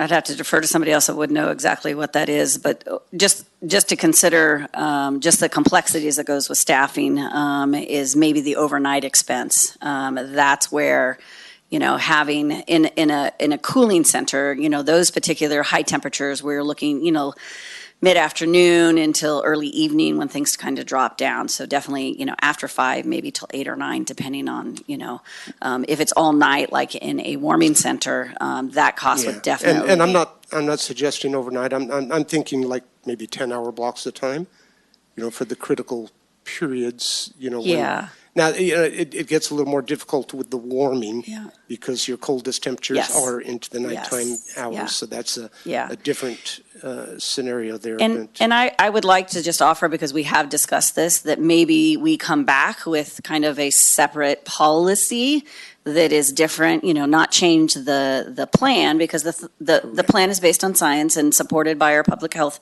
and medical director, is that maybe there is some other, that we look at that we could have a little bit more formalized or drafted for you. And we're happy to, look at that as staff and bring that forward, what that would look like, what the dollar amount would be, and, how we would staff that and where we would staff that. Absolutely. We could. Yeah, and I concur. These are really two separate issues entirely. And we don't need to get this one mucked up. Yeah. Right? We've got something here that's solid and we need to keep that. But I would like to look at the alternatives, and because I think it could be done for a fairly reasonable cost. And I think that, I know there's a lot of concern about how much the public has or has not used facilities in the past, and I get that. But a lot of times I think they don't get used, perhaps because we didn't have a good plan and we didn't advertise in it. So This comes up at the last minute all the time, right? Oh, it's going to be hot. What are we going to do? Oh, Yeah, Mother Nature doesn't give us a Yeah. set calendar, so. right. Calaveras County's opening up 6 centers, this, that. So we're always behind the curve, on this. So I'm just kind of looking at that. So I would like to, revisit, this from that perspective separately as a policy way to look at what we could do. Thank you. CAO Riggs, did you have? Okay. Looked like you wanted to say something a I minute do. ago. So there's 2 issues here, which is what Dory's getting at. We have the plan, which is meant for really, as Dr. Sarjenko said, we're looking at mortality and morbidity. So we're trying to save lives in that plan. I think what we need from your board is, do you want us to come back with a policy? We've had a plan. I have personally done it. Many of us in here have. We've worked the centers and the shelters. We've been there throughout the night. I think you were there with us one night not too long ago, and sometimes people come, sometimes they don't. Sometimes it's very difficult to depend on volunteers in urgent situations. Because remember, it's not that they're not reliable, but we're calling them sometimes with 24, 48 hours notice, if that, depending on what we get from the weather service, which is why we've talked about DSWs. We need anywhere from 3 to 6 staff on in a center, because we don't know the types of populations that we're going to have or the level of services they might need. Sometimes we have to pull in nursing staff or even physician services, depending on what's going on in the shelters or the centers. So I would say, we've had a plan, we've put those plans together. So I guess from staff's perspective, we feel like we have a plan and we feel like it's well thought out. We've had 4 different physicians who've reviewed that plan with us and all have upheld what's in it. Staff does not support doing anything additional other than this plan, but of course we will do whatever your board directs.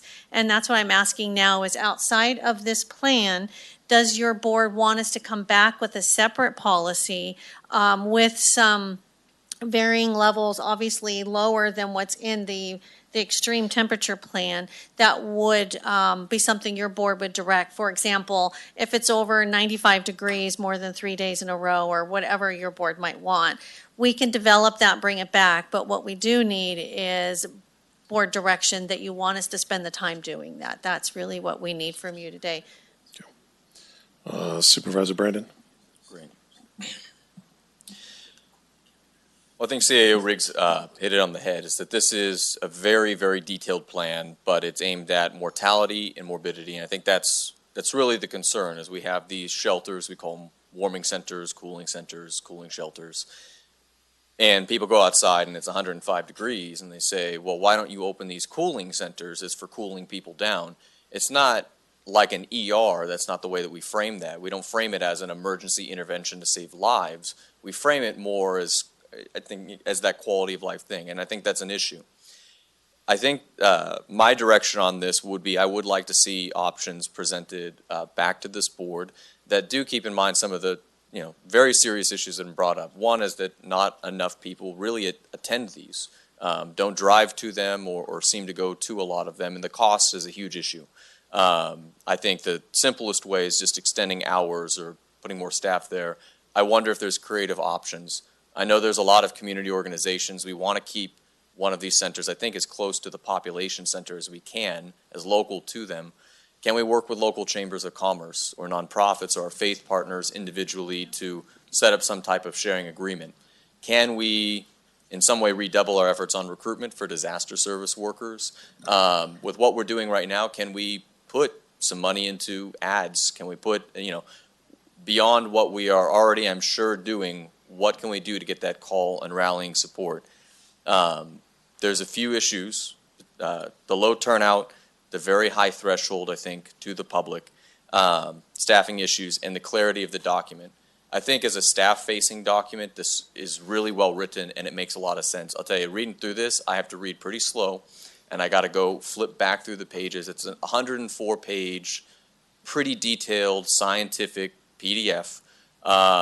It's not really a publicly digestible document for most people who are not willing to sit there for a couple hours to try and figure that out. I think that might be one thing that this board can be able to provide direction on is, can we have staff put together, if not this plan, changing that plan, putting one together that is simpler, that would be, I think, more understandable, making sure that the expectations of the public with the names we're using are correct. But then, can we do more? So I believe we wait till it's a tier 3 or tier 4 kind of heat event before we roll this out, right? It has to hit the 105, the 75 at night. Before that, we do, I believe it's the is it the advisory or the warning? Before, when we're not quite yet, it's advisory.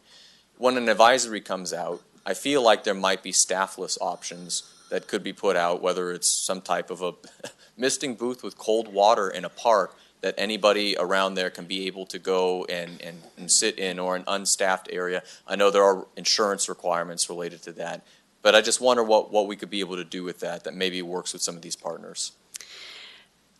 So we are doing those types of, providing those types of services. And I think to several of the board supervisors' point is that the public doesn't know that. The public doesn't know that we are doing a lot of that already before we get to that, 3, when we have to open a cooling center.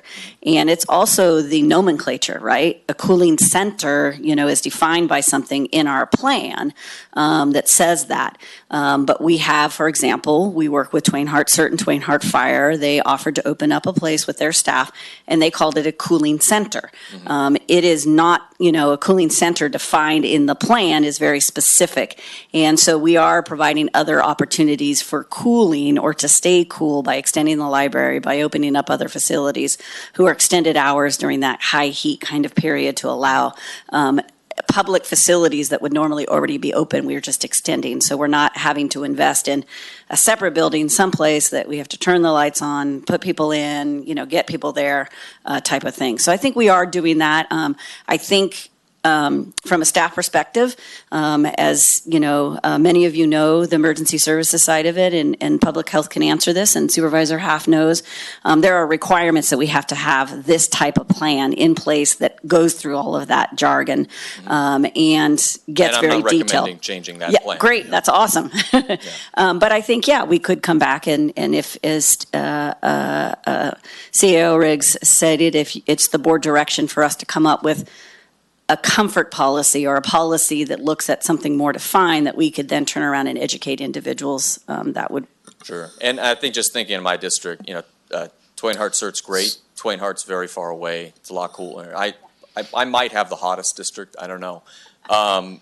Temperatures are not even across Tuolumne County. I just got a swamp cooler in my house. I don't know how I was surviving before it. My place stays relatively cool. There are people out there that if that broke down, even under normal temperatures with the greenhouse effect, it could become an issue. So I guess my recommendation for direction on this is how do we make a plan or give direction as a board to make a version of that policy that is publicly digestible, is understandable, that is not using jargon. As I think we write in other departments, not everybody has the same access to education or understanding of government. I think it's the sixth grade level for many of these things to make sure everybody understands it. I would recommend the second is in adding any additional policies mentioned for comfort, what the options are, because it's hard to discuss without the specifics. And the third is, I know we are doing disaster service worker recruitment, training, retainment. We don't have enough. We don't have enough. So what can we do as a board? Is it resources? Is it more of a social media blast? Can we utilize some of the new tools that we're trying to provide ourselves to be able to double down on that effort? That'd be my recommendation. Okay. So the main thing that I'm seeing here is we have a public health director, we have a public health officer, we have our director of OES. Presumably CAO admin staff are signing off on the current plan and the way that we deal with these types of things. And Supervisor Half kind of touched on it. There were some unfortunate headlines and social media discussion I don't think was very accurate about what Tuolumne County is doing and what we're capable of doing. A lot of the things that you mentioned, Supervisor Brandon, are already taking place in one form or another. I don't think the plan is overly difficult to understand. I think, honestly, if people had trouble understanding the plan, I would point them to the board memo today. It lists I think it accomplishes actually that goal that you're looking toward. And so that might be something to share. So I don't really see the issue as being on the side of public health and what the county is doing to protect lives due to extreme weather events. I think it's probably more on this side of the table. We need to do a better job getting out there and explaining what's actually going on in the county, and that a lot of these severe issues are being addressed. Like, for example, keeping the libraries open later. So there are a lot of options out there. And having participated in some of these things, I can tell you that most people, they want to stay in their own home regardless of the temperature. And there's not a whole lot you can do to change their mind. So, I think that we have a sound recommendation. I think we can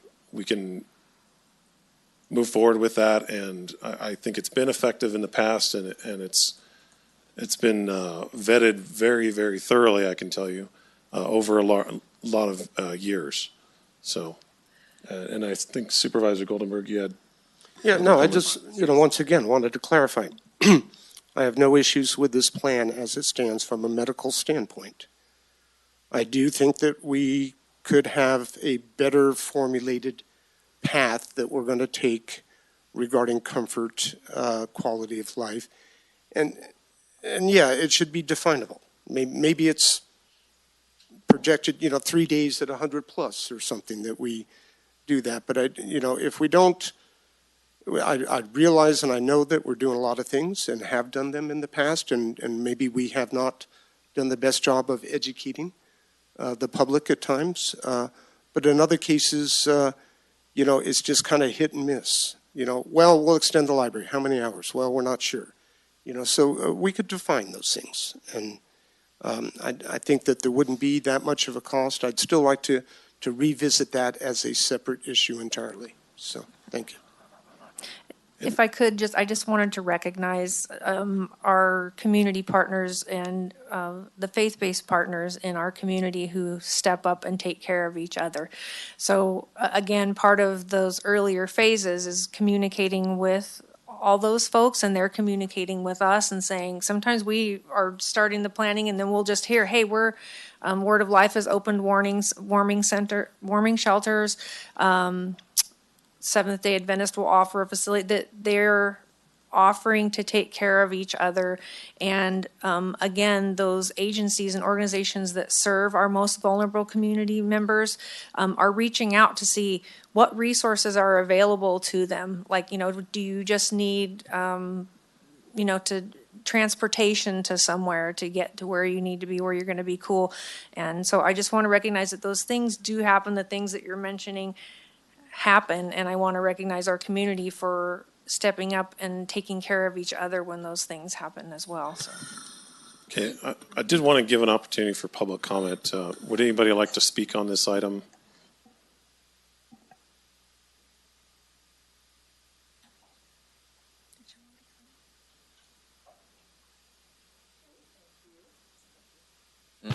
There, okay. I thought a lot of this was the Calaveras County, because we looked like a bunch of big meanies when they were opening things and we weren't. But then nobody was showing up. I didn't go to Twainhart, I think it was like 2 or 2:30 in the afternoon. And it was really nice. They had really ice cold water and it was really cold inside, but I was the only person they'd seen all day. And I think before they had opened a center in Groveland, nobody came. They had opened the senior center on a weekend and nobody came. And then you, Supervisor Goldenberg, when you were a candidate, you and I went to the one. And that day they actually had like 20, I think. But it's usually the same people. Some of them are kind of creepy, so other people don't want to be there. There's a lot of women in our county that live in their cars. And so I can tell you where they go. There's the largest gathering center in Sonora in 3 counties, and that's where people go. So yesterday there was a guy, and he was they took one of the little mobility carts, and he spent the whole day using this cart, staying cool. So is it the responsibility of our local businesses to provide cooling centers for the public who aren't spending money? We have a lot of churches that have halls, so they could open up. And maybe these arts people could say, hey, it's going to be hot.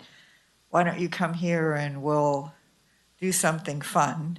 But everybody shouldn't be looking at the county to solve their problem, because you can't. But all these people that want to be do-gooders, then they need to stand up too. So there's room for improvement in a lot of places. Carol, I think I'm going to dub what you just said as like a campaign slogan. County can't fix all your problems. Hold on. Is there any other public comment? Oh, I'm sorry. Anyone on the phones? No? Okay, bring it back. Supervisor. I want to move this along because we need to, sometimes we talk, and Goldenberg, I really appreciate your heart in the matter. I know we want to make people's quality of life better. It comes down to time and resources. And so I want to move the conversation along. I think specifically what we're looking for is this plan's good. We're moving forward on it. Are we going to table and come back with something else? I don't hear a majority. And I just want to make sure we're focusing on if we're going to bring back something to the table to discuss this further. I'm not hearing it from the majority, so I think we need to. You stole my thunder. That's where I was going. Oh, sorry. I'd like to make a recommendation that we keep the plan as it is. It is mostly for staff. I like your idea about handing the memo out to anybody who needs, from the public who would like to understand it better. I don't think we need to spend staff time in developing another plan for lesser than, meeting the threshold. I think what we need to do is do a better job at getting the information out there of all the different resources when things get uncomfortable. We're not doing a good job. I'd like to see our PR group. We hired them. Let's use them, please. We need to get an all-out effort to get volunteers to help when we do need more people to help with these in-between stages. But I don't think we need to make a plan. I think we just need to do a better job of what we already do, and that's getting the word out and getting volunteers. Thank you. So does that suffice as? Do we need to vote on it? Are we going to have more discussion on the board? We only really went around one time. Well, I think we have consensus here. So unless you have something that you think would add to the direction we're going, I think I'd like to kind of move things along. So as an example, in Jamestown and Columbia, again mentioning Twain Hart's pretty far, Snorer's a little far, we do have 2 community halls, and I think that's something that we could look at in asking some of these local groups who might be willing to take the burden off of us to be able to run that. Really what I'm looking for out of this in my direction, and I would agree with Supervisor Half's direction on that. I think I would like to see some staff recommendation on the same point. The communication, I think, is the weakest element of it. And I think it's mutually exclusive to say we do a lot of communication, and so it's really good. And then also the public is upset because they're not understanding it well. So our communication's so good, the public doesn't get it. It doesn't make sense to me. I would like to see that come back again, kind of the 6th grade level, simple document. Here's what we're doing. Ask our partners if they'd be willing to take that on, and then have this presented back. I don't think it will be a huge amount of staff time in doing something like that, just to see where the interest is. Thank you. Well, go ahead. I think we're hearing from our staff that they are communicating. There is good communication. I think we're overreacting to a few social media posts in stories in the media. I don't want to overreact here. I think I've never had this issue before. I've never had people contact me saying I haven't been communicated enough that there's not a heating center. I think we're getting worked up over a couple of stories and people maybe feeling uncomfortable with some social media pushback, because the only post I saw was, you're not opening up media centers, but you're going to spend $100,000 on a social media contract. It's like, well, so what I'm getting at is I've been here for a couple of years. I've never heard this issue. I think we're doing a good job. Sure, if we can always communicate better. I'm not hearing a majority. I think we need to vote and move forward. Yeah, and I don't even think we're looking for a vote on this, because we're looking for staff, recommendation for staff, and kind of piggybacking on what Supervisor Kirk said, I don't really, it's uncomfortable for me to be in a position where I'm telling public health how to administer a very clearly public health related issue. I don't want, to me, you guys, public health, Office of Emergency Services need to come up with a plan. It needs to be a good plan, and the board's role in this is making sure you're not spending too much money, and that you're not missing something. And I don't think you're missing anything in this plan. And so that's why I'm comfortable moving along, because I think we have majority that's comfortable with the recommendation before us. So am I correct? So I'm comfortable with Supervisor Half's recommendation. Do you want to summarize? Yeah, so just what I wanted to do, because I do want it to, as much as possible, address the concerns that I know that you all have, is I will work with the library, especially this weekend. We were just talking about this could be a weekend where it's possible that we could hit the threshold within the plan. And I don't know that for sure, but right now with what we're receiving, they're talking about 105 to 108 for several days. But I can definitely work. We can keep libraries open later. I did put out something to you all that will be coming out later to the everyone else, just that we're working on a plan that would not be implemented until Monday. So that's why we'll work with them before then now. That would be the new permanent hours for the library, which actually are longer, and there includes the addition of one additional day. So they would be open 6 days a week. However, during times like this, what we can do is work with them. Can we keep it open even, say, on Saturday and Sunday when it's supposed to be so hot? There's a place that people can come in. Again, staffing will be an issue, so we will be scrambling to make sure, because library staff have to be in there. Otherwise, we can't allow people to check out the books and use the equipment. So I'll work with Anita, or Eric and I will work with Anita and Eric on that. That's just something for now as we get into what the new hours will be announced on Monday. But considering what we know the heat is supposed to be this coming week and weekend, I know that, we also have concern for that. We were just talking about that in Dory's office this morning. Then the other thing I thought we could do is on the extreme temperature plan, for those of us who have lived and breathed this document, we know exactly where to go to see where those tiers are. We can actually maybe summarize in a one page what are each of those criteria, so the general public could quickly go there and go, oh, it has to be 100 to to 105, not less than 75, the heat index for 3 days or more in a row, or forecasted. But at least someone can go directly there, because I do get your point. It is a log document. There's a lot of detail in there, and I would not expect that the general public would want to read that document either. But to put a policy or another plan together, unfortunately, it's something that will take time. We would need to all, I mean, you're looking at all of us at this table, plus more in the back, plus our partners. And I'm not criticizing that at all. I'm just saying it will take time. And I think we might be able to meet the need with use of library. Once the senior centers get open again, that will help. Summarizing the document, I'm sorry, the CRCs the next year, those will offer a lot of help. Yeah. And then the other one is summarizing that document. And I agree that we could be better at, we can always be better at communicating, always. I have never ran an event when I did OES where the main issue that came up every time, the number one issue, and I'm looking at Kathleen, who's also done this, is communication. So we can always be better at that, and actually we can begin working both internally and then as well with our new, we just haven't, because we were in budget, we haven't fully engaged our new team that we have, the Archer and Hound, and we will. And I know they'll be fantastic partners to help us get this information out. So I hope that helps, and I hope that will help meet some of those concerns that all of you have, and members who are listening as well, because we are also concerned, but at the same time, putting something together that we might not be able to implement is also, we have concerns of sometimes setting up false expectations, because sometimes the volunteers aren't there, and sometimes employees, if they've been working all day, getting them to pull a second shift, especially if they have families at home, sometimes we can't get them either. And so we'll do our best to try and be better. Okay. All right, thank you. So you're good with that? You're good? Okay.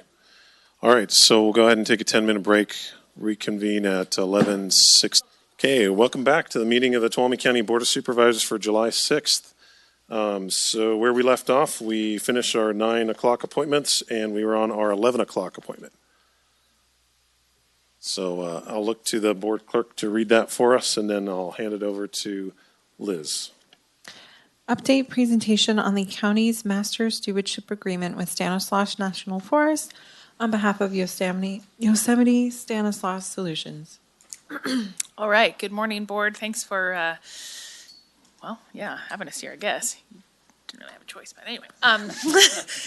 So I'm Liz with the County Administrator's Office, and I have some partners with me here today. We've been holding off on having this presentation to your board until we could be here in person. So now here we are. So here to my left is Brian McCory. He's the Timber Contracting Officer with the Stanislaus National Forest, and he has been our really main point of contact person with the MSA.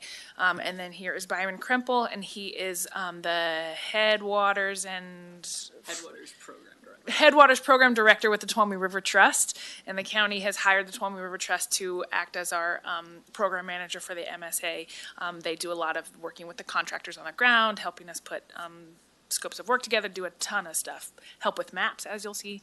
And then behind me is Brian Wayland, and he's the current chair of the Yosemite Stanislaus Solutions. He is with SPI, but the chair position rotates around amongst the leadership team at YSS, and John Buckley is the current vice chair of YSS. So our whole team is here. I'm really happy to be here reporting out on what we've been up to. Just a quick little presentation on some of the background. So in 2017, the Board of Supervisors signed the Master Stewardship Agreement. It was fully executed January 2018 with the Stanislaus National Forest, and that was on behalf of YSS, the Yosemite Stanislaus Solutions Collaborative. The purpose of the MSA is to give the county the authority to conduct mutually beneficial treatments on the Stanislaus in coordination with the U.S. Forest Service. The MSA does require that the county contribute at least 20% of any funding for the duration of the agreement, in the supplemental project agreements, or SPAs as we call them. And all projects completed under this MSA are intended to be in addition to the U.S. Forest Service normal program of work. The goal of the MSA, as you are aware, is to increase the pace and scale of forest treatments to make the forest healthier and more resilient to catastrophic fire. So when the board approved the MSA, they also approved a letter of understanding with YSS. And that letter states that only projects that have consensus agreement within YSS will be implemented through the county's MSA. And YSS has appointed the leadership team, as I mentioned, and they work to identify projects and then make recommendations on project locations to the county. And it's a really collaborative process amongst YSS, the Forest Service, and the county. In addition, as I mentioned, the county has subcontracted with the Tuolumne River Trust for project management, and that was also a request from YSS, and it has gone really, really well. So specific projects have been executed through, as I mentioned, supplemental project agreements, or SPAs. And those SPAs detail the location, the actions, and the cost for the particular treatments or projects. So in June of 2018, the board approved the Forest and Watershed Resilience SPA. And then in July of 2020, the YSS Opportunity SPA was approved. Both SPAs contain multiple projects from multiple funding sources, including direct funds from the USDA Forest Service, CCI Forest Health Funds administered through CAL FIRE, and the State Wildlife Conservation Board. So I put together a list of all of the projects that we have been working on, either projects that are complete, projects that are currently in process, projects that have yet to get underway but are funded, and then some projects that aren't quite yet funded. Some we feel pretty confident will be, and some we're still waiting to hear. So that is what's up on the dais, and there are some copies in the back, and then this will be included in the final documents that anyone can access from the website. So I'm just kind of going to go through these a little bit. Byron's kind of handling the map stuff. A couple things I'm just going to draw to your attention first off is there's you can see on the map the boundary of the county. You can see the green part, that is the public land. So the forest as well as Yosemite National Park. All of the work that we do in the MSA is within the Stanislaus National Forest within Tuolumne County. So you probably know that Stanislaus goes into 3 other counties. We only do work in Tuolumne County. That's what the MSA states. So the smaller black blob there, the one to the south, yes, that Byron is highlighting, that is the rimfire footprint burn. And then the larger, or the black blob, yes, right there, to the north of that, that is the Cerro footprint area. So you can really see these as 2 focuses that YSS has really prioritized. Restoration and recovery in the rimfire area, and then moving toward what we call treating the green forest, or treating the area that hasn't yet burned, to hopefully get it to a place where it doesn't burn in a catastrophic way that's devastating to resources and communities. Yeah, so I'm just going to go through a little bit. I'm hoping to not make this too exhaustive, but we're here to just answer any questions, and again, just kind of give you an update on what we've been up to. So I'm just going to quickly hit the highlights of what projects we have completed so far. We did a timber sale prep.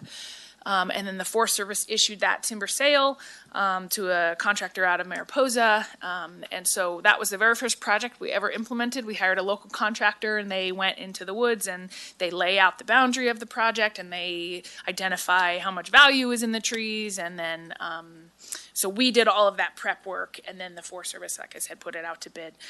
We did a couple fuels reduction projects, 2 Mile and South 108, and those were kind of basic mastication projects. Then we did some prep work for another timber sale that we at the county are in the process of trying to award out. So again, hired a contractor, went in, did all of the layout, the design, identified what timber is there that has value, and then are in the process of putting that out to bid. We also did another small fuels reduction project called the Mount Lewis Fuels Reduction Project, and that was primarily around the Mount Lewis communications site. And that one, yeah, that's kind of this little blob here, if you want to, I'm sorry, yeah, right there. And that's really just a strategic location for that communication site. And then we I said it's complete. I think as of maybe like today or tomorrow, it will be complete. Tomorrow, the Granite Reforestation Project, and that was 400 acres of of site prep and fuels reduction in the rim fire area. And that's part of the little green blobs right there. To the east of those blobs is Cherry Lake, just to give you some reference. The thing with doing reforestation, this is just a side note for your board, the thing with doing reforestation in the rimfire area is because it is 8 years old now, there's a lot of brush and fuel that's there that needs to be removed before you can plant trees in the ground. Otherwise, the trees won't live when you plant them. That really increases our costs for doing reforestation. So 400 acres was we were really proud of that. It was a lot of work though to get it done, because you got to remove the vegetation and then you spray herbicide and then you plant and then you spray more herbicide, and it's a multi-year phased process, but happy to say that as of hopefully tomorrow it will be wrapped up and done. So and then I want to mention too, Supervisor Half had requested way back in January when we did orientation for you all, and I just did like a really brief high level presentation on what we've been up to. You had requested that we include the district that each projects are in, and so that's what's that last column there.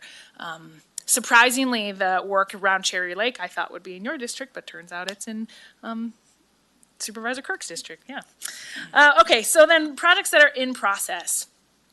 So we have the Strawberry, RX stands for prescribed burn hand lines. And so we've hired a contractor to put in some hand lines so that then the Forest Service can do some prescribed burning in and around like the community of Strawberry.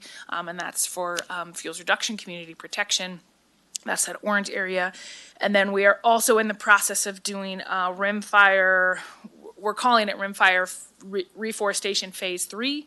And that is as I mentioned, the fuel reduction site prep piece, because it really is kind of two different components of reforestation. And so we've hired 2 contractors to do the site prep fuels reduction, which is a really good thing. You know, planting the trees is really important too, but the fuels reduction is nearly as important, just because this area, the rimfire area, has a very strong history of fire. And so removing the fuels really helps make sure that there's that the fires aren't as catastrophic potentially. So, and then projects that we have upcoming that currently we do have grant funding for. I should say too that all of this work is grant funded or direct allocations from the Forest Service that we've received. So there's the Cedar Ridge Fuel Reduction Project. And that is in and around, right there, the community of Cedar Ridge.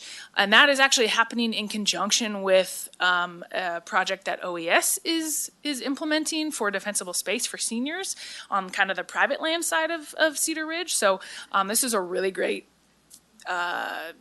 project that we hope to see more of kind of this public-private interface where the county maybe assists with some of the private land stuff, and then we work with YSS and our partners at the Forest Service to do the public lands to make one whole area more fire safe and resilient. So that project, we hope to issue that RFP today, hopefully, to hire a contractor to start that, as I mentioned, in maybe August. We have, as I mentioned, the granite thin timber sale. We're working on a few little kinks with that, but hoping to issue that soon. And then we have the Cold Springs fuel reduction, very similar to the Cedar Ridge one, which also we hope to implement starting in September. And then we have some funding that we got directly from the Forest Service to do some of the Cerro fire management features. And this is, I know your board is familiar with Cerro. I've discussed it a couple times. The fire management features are those effectively fuel breaks, and that is the area that the Supervisor Kuiken, who by the way couldn't be here today, but he wishes he could, but he's up in Reading dealing with some fire stuff. But he has requested the emergency situational determination from the Washington office to get those fuel breaks implemented as soon as possible. We're still waiting to hear on that. It's looking good, but as soon as we get that approval, then we will start putting those fuel breaks in place. And I should also mention that all of these things, it's not just as simple as hiring a contractor to go masticate or go, cut some trees down. It requires a lot of prep work on the front end. And so we work with surveyors to do land surveying or botanical surveys or cultural surveys. And then we work with the Forest Service and the Tuolumne River Trust to put the scopes of work together. And it's quite an intensive, detailed process. And so we, on the Cedar Ridge and Cerro projects, we have our surveyors out there doing their survey work. So once all of that is done, then we can get going. Hey Liz, sorry, real quick. That part that we were waiting to hear back from the Washington office, where on the map is it? Could you point out? Yeah.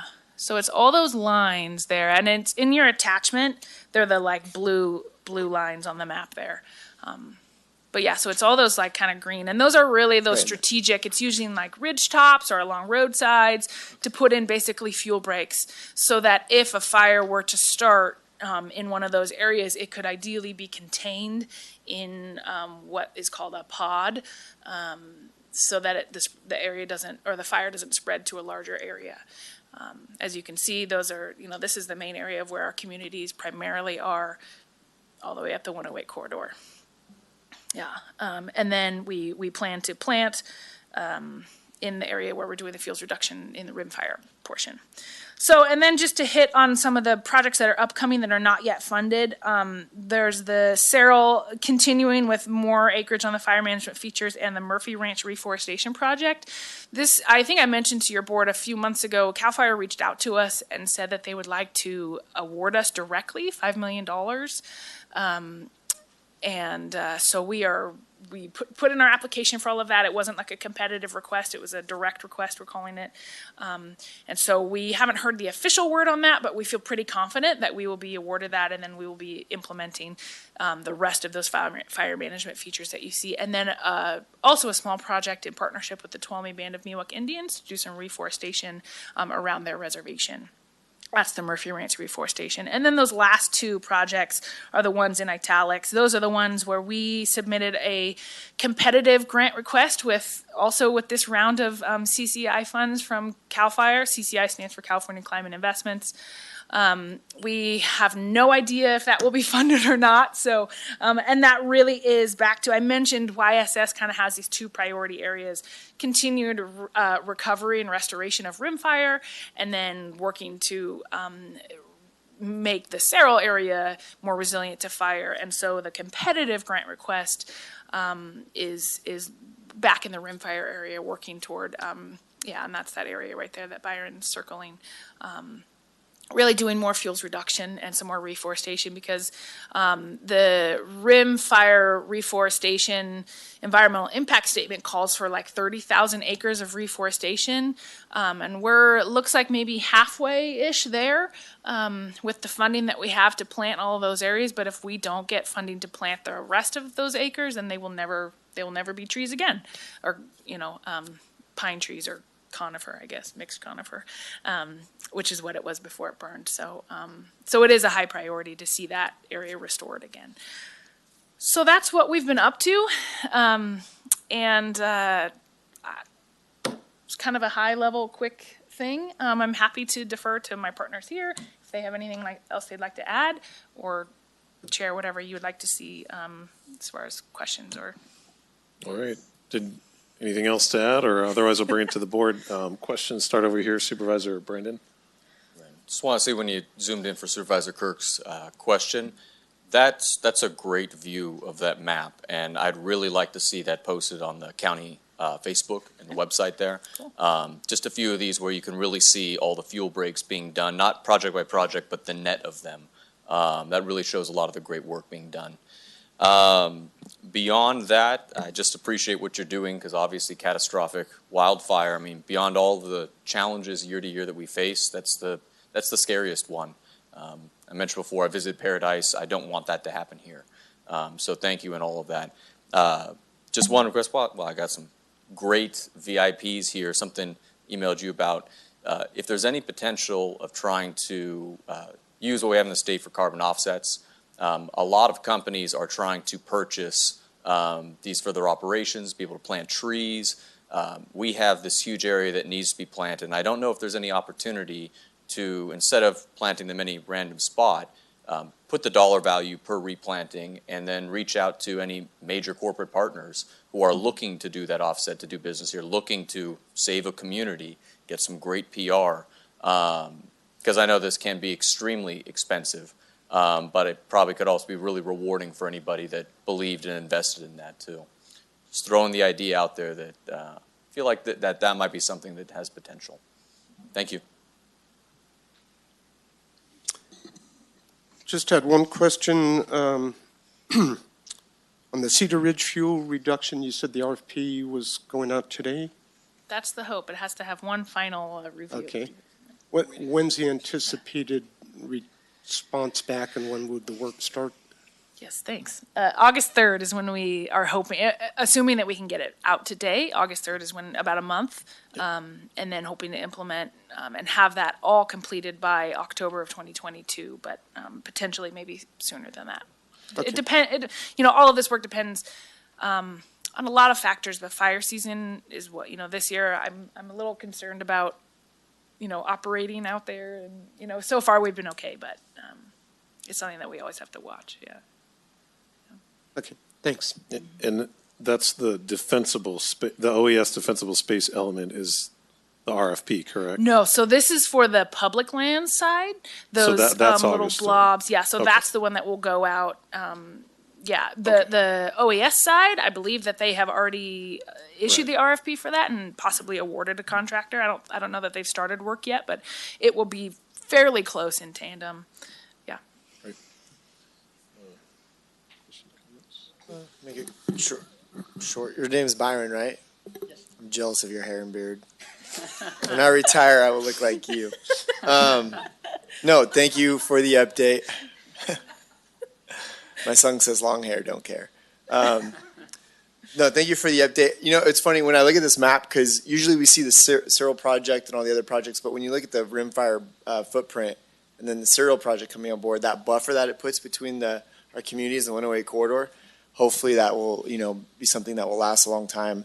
And I know right off that canyon behind Miwok to the right, it's a bad canyon. So I don't know if in the future, I'm sure there's discussion about continuing. Yes. Lines So YSS has very strong interest in once they already have ideas and thoughts about where they want to go next after Cyril. Not even once Cyril's all implemented, but like once it's approved, they already have plans of where they want to. And I believe it's kind of flipping that just to the south of Exactly. 108 is kind of the next priority. It's like a backup area. to the backup. I mean, you do between the Cyril, the footprint, and if you did that, you're basically you're completely covering the county. And then you have to just go back again and do it. Yeah, over. well, yeah. Then you got to get all the 5 million sheep to go up there and graze it all down every 5 years. But no, just thank you guys. The MSA continues to just show how much of a great partnership we have with everybody, and it's awesome. So thank you guys for the work you do.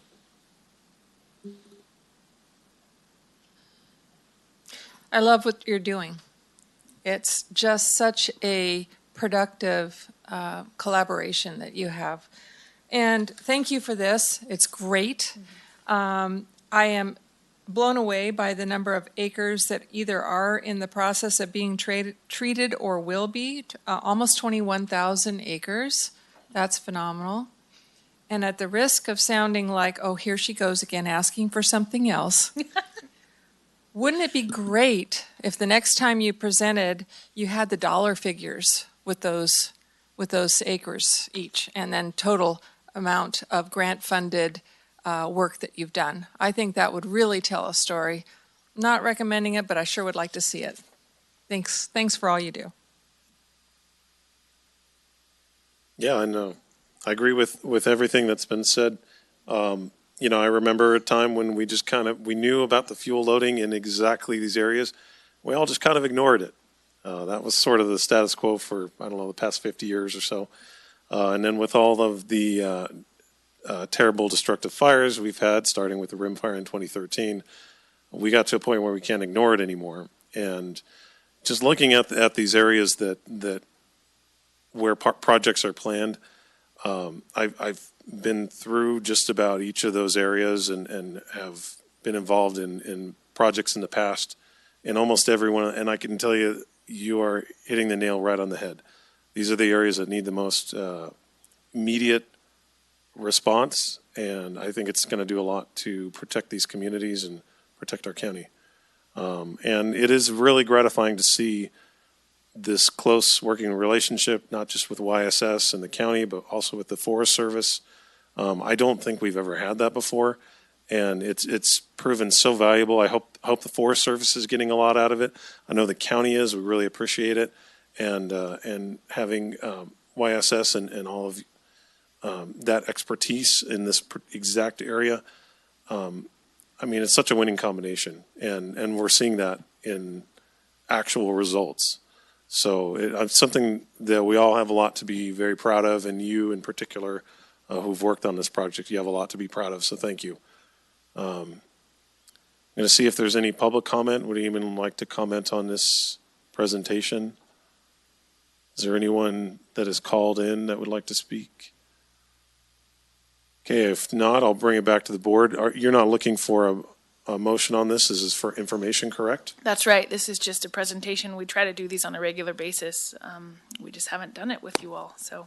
Well, we appreciate it, and I know, and I also wanted to extend an apology. You guys came back before us about a month ago, and we were not able to get you in. So very grateful to have you back here, and hoping to see you as the months and years go by, and as we get more and more projects completed, all you checking off all those successes. So thank you very much. Thank you.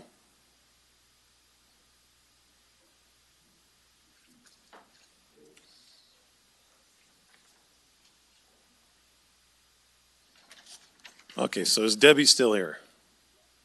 Oh, there she is. Okay, so let's move on to item 11. Would you please read that for us, Ms. Ryan?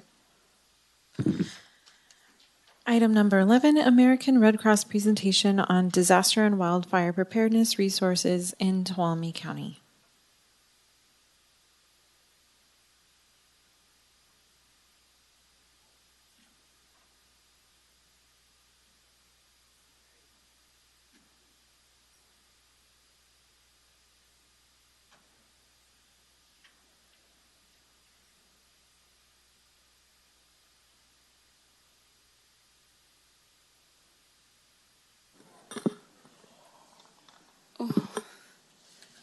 All right, I'm just gonna wait for this to load because, yeah, it got shut down.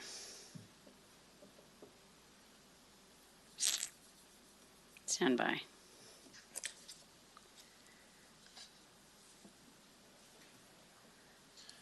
Uh-oh.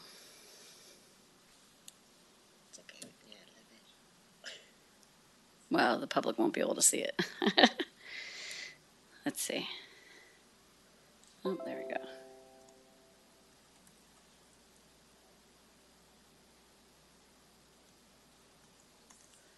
There we go. All righty. Well, good morning again. Dory Beats, Tuolumne County Office of Emergency Services, and I have with me a dear friend and partner in crime, Debbie Calcote from American Red Cross. I want to say, first and foremost, that as everyone knows, that Tuolumne County is no stranger to disasters and emergencies. And why is it not working? There it goes.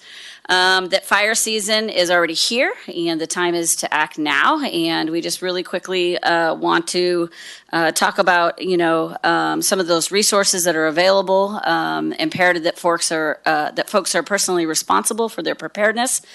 We've listed on here, and this is available to the public as well, about dispensable space, having a go bag, knowing your routes of egress, practice if you can, sign up for our Tuolumne County Emergency Alert, really important. And then also, too, that you work with your family and neighbors to address elderly or those with access and functional needs to support getting the folks out as early as possible. Partner agencies such as the American Red Cross are vital to our success in evacuations and sheltering, should we need their assistance. There it goes. We're going to do a presentation here. I'm going to turn it over to Debbie, but I wanted to remind the public and the folks that We have a main line at 209-533-5511. Also, too, that should we have a disaster or an emergency, the Tuolumne County Emergency Operations Center public line will be open. That's the informational line at 209-533-5151. We also will be alerting the folks through our Facebook as well as our website. And so with that, I'm going to turn it over to my dear friend, who is always there, as I said, is a partner agency. American Red Cross works directly with us so that we can provide service. And she's going to walk you through some of their current resources and what we're going to do in the event of a disaster. Thank you. My name is Debbie Calcote, Disaster Program Manager with the American Red Cross. Been with the Red Cross for 16 years. Serving Amador, Calaveras, and Tuolumne counties. And we've been doing it up here for quite some time. Last year, things with the pandemic changed a little bit and how we did it changed. And this year, not much different. Practicing social distancing, making sure that we're keeping our clients and everyone safe. We will be doing, I kind of wanted the public to understand a little bit of what it was when they were going to be asked to evacuate from a location due to wildfire or whatever the incident was, is they'll be asked to respond to or go to a temporary evacuation point. As in last year, they were sent to the fairgrounds.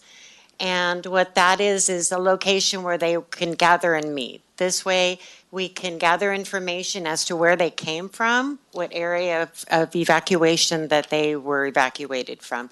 We gather information as far as how many is in the household. And as you can see from the picture there, it's kind of a breaking ground in between of where they're going to kind of a holding ground. So not always will a disaster go to where there's a need for a shelter. Sometimes are able to get a handle on what's happening and people can go back to their homes. It's not always a sheltering situation that's going to be needed. Last year we went into non-congregate situation where we immediately were putting folks into hotels. This year we've gone back to congregate sheltering.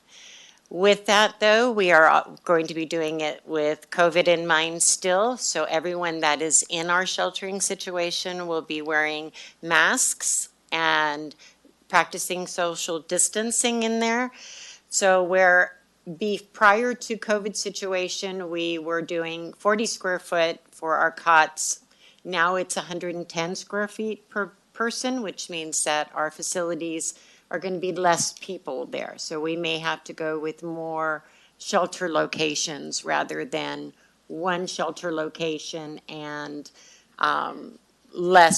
more people. It's less people into more facilities to be able to have that space distancing there. So we will always start out with a temporary evacuation point to gather the data that we need. Then we will then move into a congregate situation if we have to. That's kind of where we're at. So when clients are told to evacuate, they'll go to an evacuation point. There they'll be given information. They'll stay in their vehicles. We will have Red Cross volunteers or CERT members go out to meet them at their vehicles, gather the information that we need to get from them, wait for further direction on whether the event is going to take any further time. And then if for some reason that it's going to last longer, then a couple hours or an hour, in which case then we would look into sheltering situation. Short registration is taken at the temporary evacuation point. It's just not, since we're waiting for further information, whether it's going to be a long-term event, going into a shelter, or whether it's just going to be a holding spot where we're waiting to see what the situation is going to be. Is it going to become a situation where it's going to have to go into a shelter, or is it just going to be an evacuation site where they're going to wait for further direction from OES, fire, what direction the event is going in? What happens after the TEP gets transferred into a shelter? Then registration takes place. Every person going into the shelter is registered, pre-screened with the COVID screening process takes place. Anyone coming and going in and out of the shelter will be screened each time they go in, each time they come out. Again, the practicing safe COVID protocols with the face mask, social distancing, hand sanitizer. All of our shelters will be considered, whether they are vaccinated or not, will be considered no one vaccinated. So if you've been vaccinated or not, being in the shelter, everyone will be considered non-vaccinated. Inside the shelter, keeping you safe, that's our main goal. Again, 110 square foot per person rather than 40 square feet. The cots will be arranged foot to head, head to foot, so that if you were to roll over, coughing, anything like that, you would be coughing into somebody's foot and not into their face. Separate areas for if somebody came in and they were symptomatic, it would be a safe area that would be set up, that public health would assign that safe area so that there would be no contamination within the shelter location. And thank you. That's. Any questions?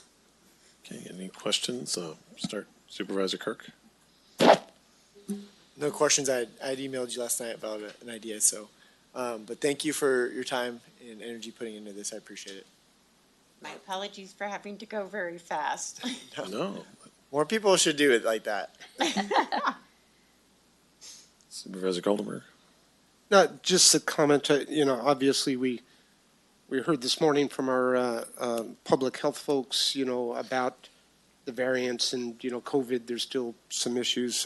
I'm just wondering, with the standards being publicly reduced in many ways as far as the masks, whether you anticipate having some issues, trying to enforce masks per se how will you kind of deal with that? Because I would anticipate that you might have some issues there. There may be some. Yeah. We actually have shelter situations going on up north. We have shelters open now. But it seems that people are actually very understanding of that and want to keep their families safe. So as it stands now, we've not had that. And it's just taking we can't force anyone to wear a mask. Right. However, we can express the concerns of others.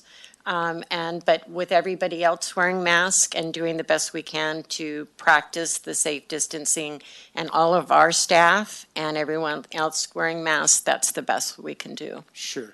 Yeah. Okay. Thanks. Mm-hmm. Okay. Supervisor Heff? No? Okay. Okay. Supervisor Brandon?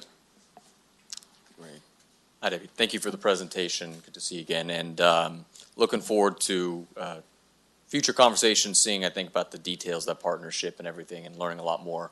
Thank you for being here, all the work that the Red Cross does with the county. Thank you.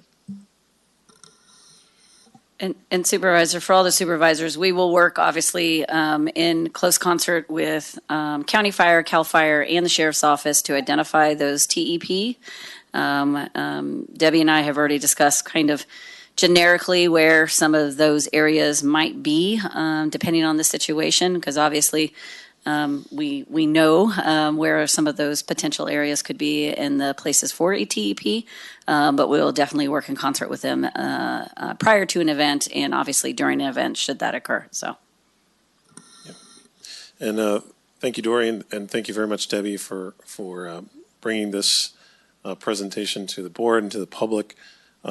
It's so important to impress upon people that your job is to come into a chaotic situation and make sense of it. And, when you have an evacuation, you have people that are scared, they're confused, they're worried about their property, their pets, family members or friends or neighbors that they haven't come in contact with. And all this kind of gets dropped into your lap within a matter of hours. And you have to make sense of it and make sure that people are safe. And I think you really excel. I think our area's Red Cross excels at that. Unfortunately, because we've had so much experience, I guess, it would be nice to have less real-world experience with evacuations. But we have that, and so I think we're well prepared for these things as they come. Is there any public comment? Okay, getting a head shake. Nobody from the room? Okay. Thank you very much, and I hope folks at home will take your information to heart and kind of review that. And that presentation you just gave is up on the county website. Yes. I think that was a very great overview of what people need to know when they're in an evacuation situation. So, Thank you. thank you. All right. Well, with that, we've got all of 6 minutes, so we'll break for lunch. We'll reconvene at 1:30. Okay, welcome back to the meeting of the Tuolumne County Board of Supervisors for July 6th, 2021. So we are back on to our 1:30 appointment, correct? Okay. So would you please read that appointment for us, Ms. Wright? Okay, 1:30 p.m. as the Air Pollution Control Board. Public hearing to review, receive comments, and subsequently approve Resolution 62-21, adopting proposed Rule 429, Federal News Source Review for submittal to the Environmental Protection Agency, EPA, as one of several state implementation plan requirements and meeting Section 110A of the Federal Clean Air Act for Tuolumne County's 8-hour ozone standard non-attainment designation. Okay, so we will recess as the Tuolumne County Board of Supervisors and reconvene as the Tuolumne County Air Pollution Control District. Good afternoon, Bill. Chairman Campbell, members of the board, Bill Sandman, Deputy APCO, and with me, is it on? It is? Okay. And Bill Sandman, Deputy APCO, and with me, as you know, is Kelly Schroeder, the APCO, and we're here today to ask for adoption of proposed Rule 429, Federal News Source Review. The purpose of adopting this rule is to meet the federal requirements of the Clean Air Act, which require air districts that are non-attainment for a certain federal air quality standard, in this case ozone, to adopt a state implementation plan. And with Tuolumne County, we've got 3 elements that were required to be adopted. The ozone emergency plan and Rule 428 emission statements, both of those were adopted last year. And now before your board is proposed Rule 429. This rule is designed to protect air quality by requiring new major sources and existing major sources making major modifications to meet stringent air quality requirements and control their air pollution to the greatest degree possible. The main thing, major stationary sources are those that emit greater than 100 tons per year of a criteria pollutant. And with Rule 429, there's 2 pollutants of concern. One is nitrogen dioxide and the other is volatile organic compounds.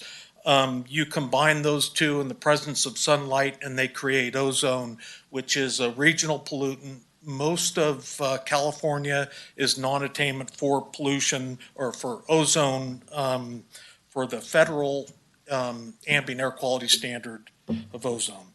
So we have 2 major sources in Tuolumne County. One is SPI, Sonora Mill. The other is Pacific Ultra Power. And both of these facilities and their parent companies are fully aware of this regulation, and almost all counties in California are non-attainment for ozone. Neither SPI or Pacific Ultra Power had any comments on this rule because they were very aware of it, and many of their other companies have had to meet the requirements of this rule. Most of the 35 air districts in California have NSR rules. Tuolumne just happened to be lucky enough not to have to adopt this rule until this year. And this is something that's a good part of the United States. Most of California, almost everybody has a new source review rule. So this isn't, it's new to Tuolumne County, but it's definitely not new to the nation or California. It is important to note that the only reason we're adopting this rule is because it is federally mandated because of our non-attainment status for ozone. The Air District had very little say in what goes into this rule. We fought with them even on the naming of this rule. They had a 2-sentence title for this rule, and we got it down to federal new source review, and that was a challenge. So EPA and the Air Resources Board did comment on our rule and our draft rule, so we were assured of EPA approval, and we did not receive a single comment from the public or industry for this rule. And with that, we'd recommend adoption of Rule 429 and its resolution. Any questions?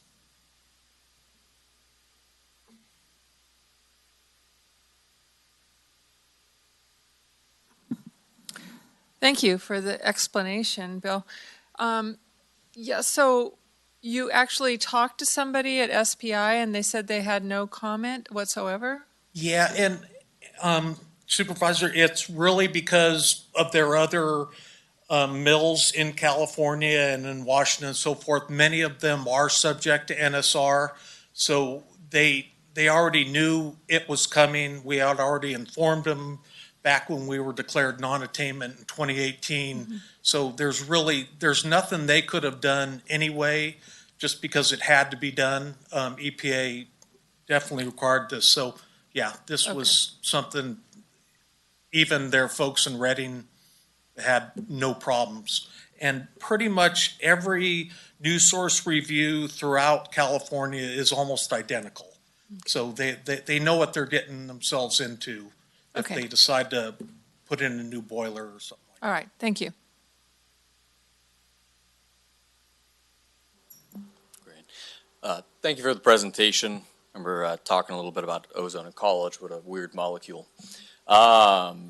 Just related to the June 28th public comment session, were there any comments made there by any members of the public? No. Okay. We didn't have any comments at all, and which is unfortunate. We were hoping to get maybe something from the environmentalists or industry for that matter. But we did make sure that we talked to our two major sources plenty to make them understand exactly what the implications were. Great. And what are the negative potentials of being in non-attainment for ozone? Well, for Tuolumne County, we're designated non-attainment and we're classified marginal, which is the least stringent of the different classifications. So really, as opposed to, let's say, San Joaquin Valley, we have these 3 SIP elements, which the new source review rule is by far the most stringent of the 3. If you look at San Joaquin Valley, they've got 11 or 12 different elements that they've got to adopt. Very expensive. Yeah, this NSR rule, if we have a new facility come in that meets a major source threshold, it's going to be expensive for them to meet the air pollution control requirements, just because it's laid out here. But I think anybody that works in California should be aware of this rule, any consulting firm for that matter. Great. Thank you both.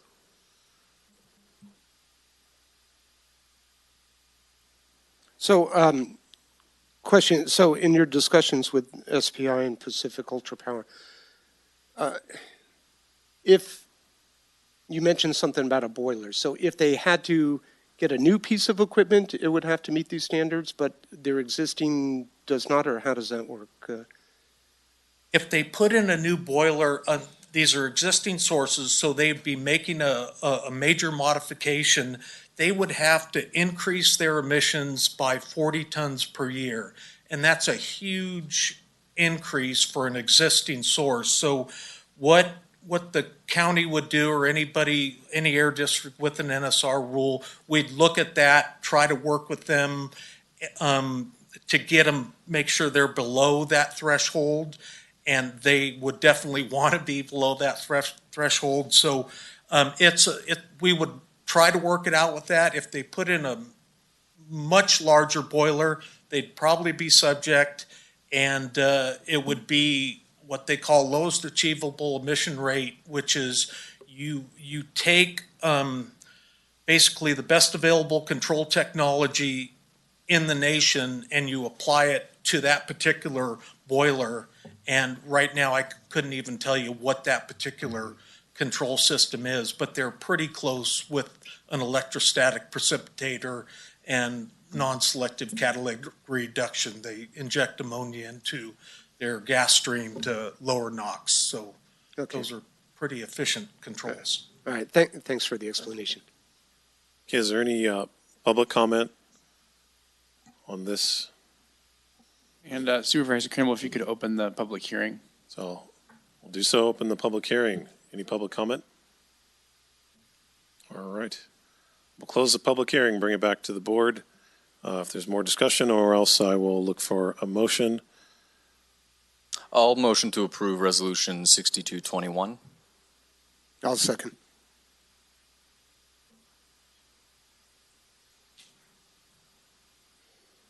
Is that what you're looking for? Because I'm using my iLegislate now, and it says something different. I'd have to go back and look at the staff recommendation to make sure that that covers it. I think So that's the recommended action that I have here is it is recommended the board approve resolution adopting Rule 429 Federal News Source Review and authorize the Air Pollution Control Office to submit said rule to the California Air Resources Board for subsequent submittal to EPA pursuant Title I of the CAA. just one of the reasons it's always safest to just move on staff's recommendation or read the recommendation, because I do think that the initial motion didn't cover submitting. I will move on staff recommendation. Okay. Motion by Supervisor Brandon. Second. Second by Supervisor Goldenberg. I will call for the vote. All those in favor, please say aye. Aye. Aye. None opposed. Motion passed 5-0. Thank you very much. Okay, so we will now reconvene as the Tuolumne County Board of Supervisors. And I think item 14 is what's left on our regular agenda. Is that correct? And reports, of course. Okay. Would you please read item 14 for us, please? Item number 14, consideration of approving a new Board of Supervisors brochure by Supervisor Brandon. I'll pass these down. As it is every time we have a draft and they're put onto the agenda, there's more and much appreciated feedback coming in on this. There are a couple of edits that I will be making and asking when we approve to adopt as well. It will be a change from social services to health and human services on the outside page. It'll be a realignment of two things in red here that I will pass down. That's really more of a design issue. It will be correcting the meeting address to be consistent, so it's to South Green Street, not to Green Street. And then under what's a county supervisor, it will be, there's a repetition of the word the. With those edits, and again, I'll pass them down so you can see them specifically. I guess I'll open it up for discussion on that.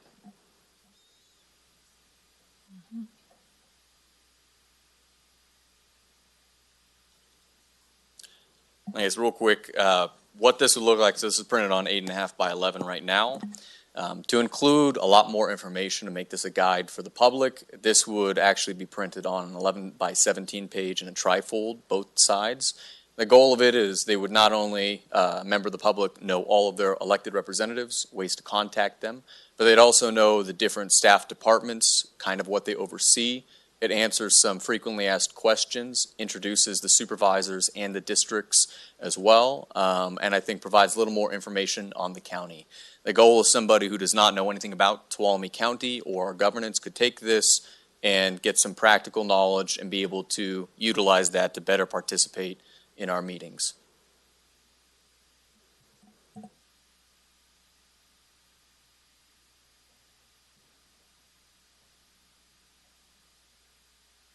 Oh, so just one copy.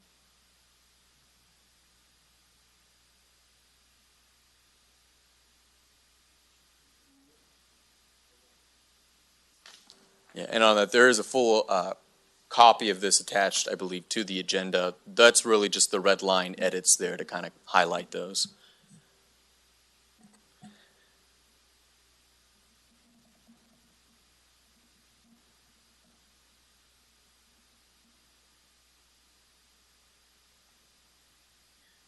Looks awesome. Did you want to see it too?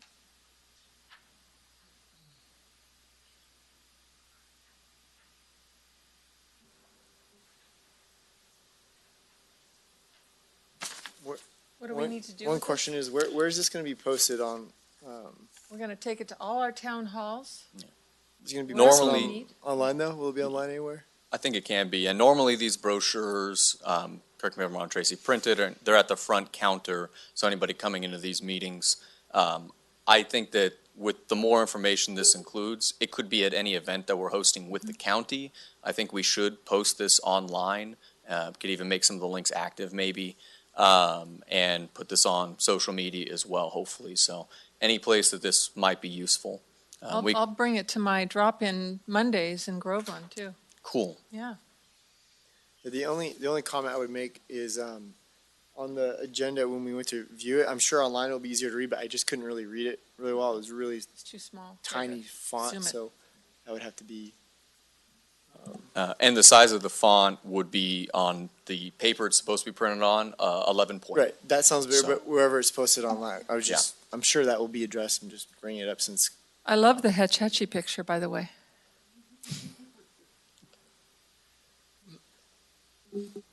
Okay, I don't see any recommended action. Do we Is it need in the memo?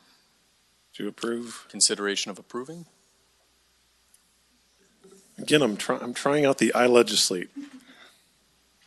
The Supervisor Campbell, the board member recommends that the board approve the new Board of Supervisors brochure. Okay, so I'll ask for public comment, and then we'll go ahead and do that. Is there any public comment on this brochure? Okay, bring it back to the board for more discussion or a motion, I'd like to move that we approve this beautiful new brochure. and I will second.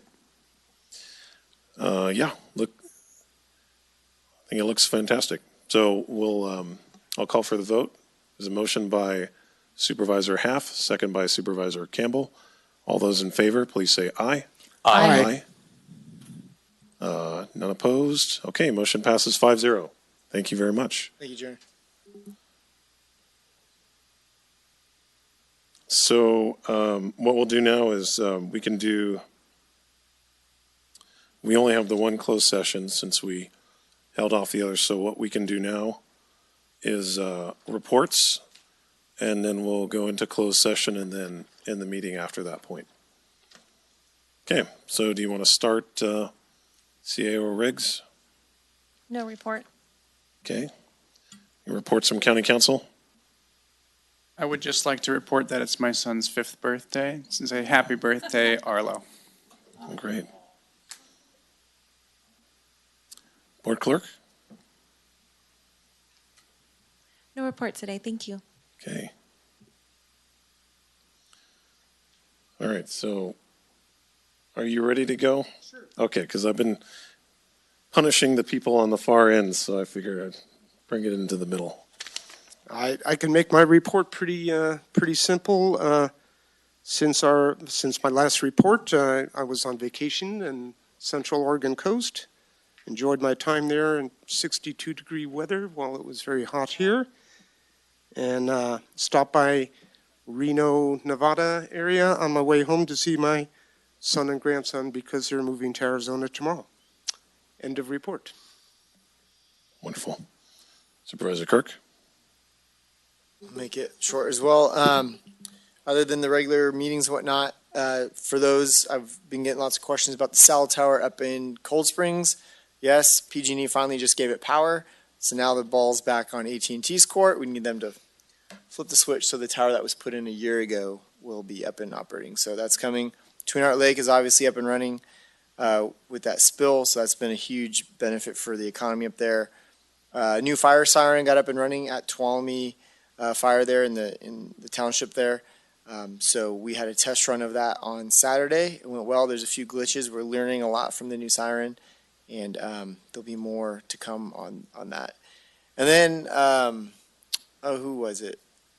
Animal Control, they left, but I wanted to thank them, and Animal Control, if you're listening, for helping rescue my pigs that got out. I have 4 pigs, and they stampeded the hill behind my house, and I was able to get them back. So thank you. I guess it's all over social media, but good neighbors are good to have. So thanks, guys. Very true. Supervisor Brandon? It's been a while. There we go. Last meeting. So I've set up recurring office hours every Monday. I'm using, I believe, the county booking software. I post that to my page and put it at the top so anybody can book 30 minutes with me, whatever topic that you would like. I use that to also meet with other folks so I can fill in that time or be able to get some office work done if nobody gets it. But any questions on anything, please feel free to schedule that and check out my Facebook page for the link and directions. I've been having a lot of meetings with the first meeting of the museum committee, but also the Historical Society and Tuolumne County Arts to help answer some questions. We heard stuff about TOT, ARP discussions.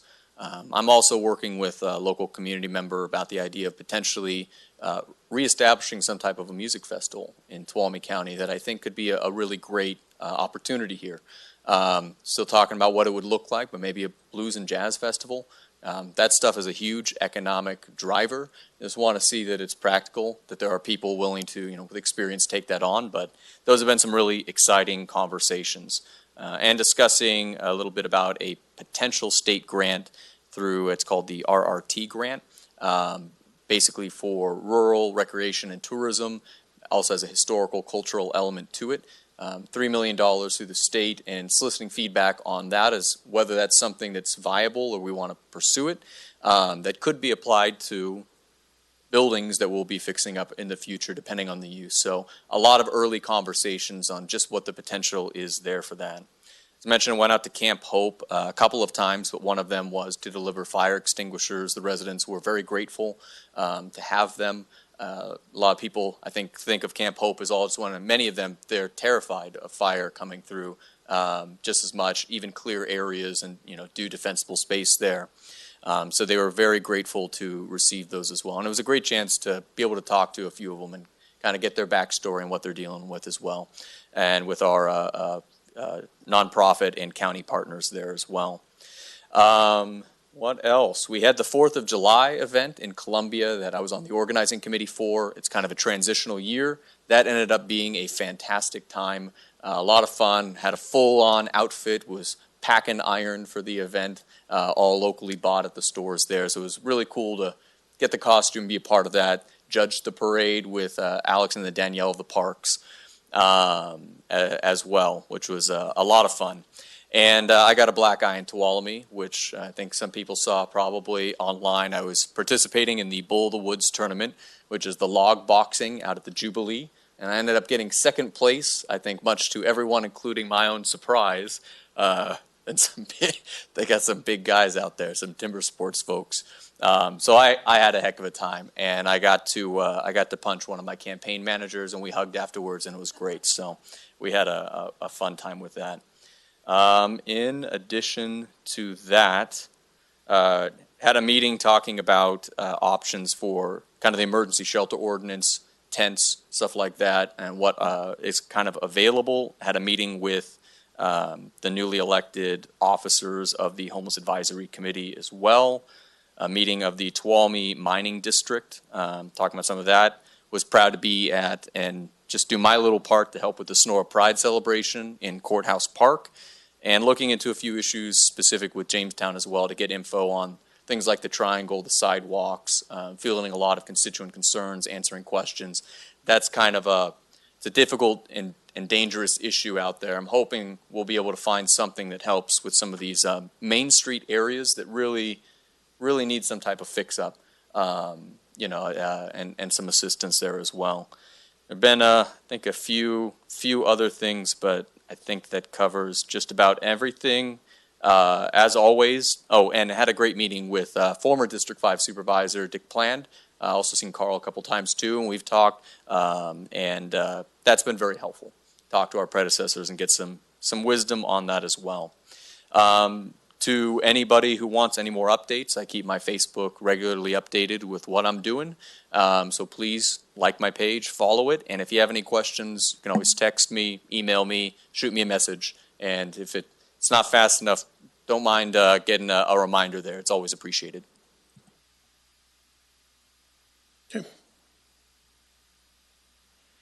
Well, I'd like to start off my reports by doing something a little unusual. I'd like to call our IT guru up here, please.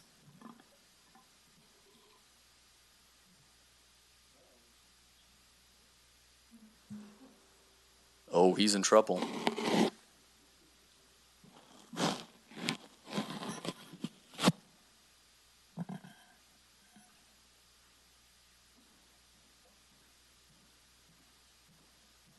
So I don't know how many of you know this, but Kanjan Sampura is now a U.S. citizen. Wow. Just happened last week. I thought about it before reports. I would have put it on the agenda to recognize him publicly, but I just think it's awesome. Thank you so much. Well, thank you. For all you do anyway. And now you've become a U.S. citizen. So I just wanted to recognize him. Thank you. All right.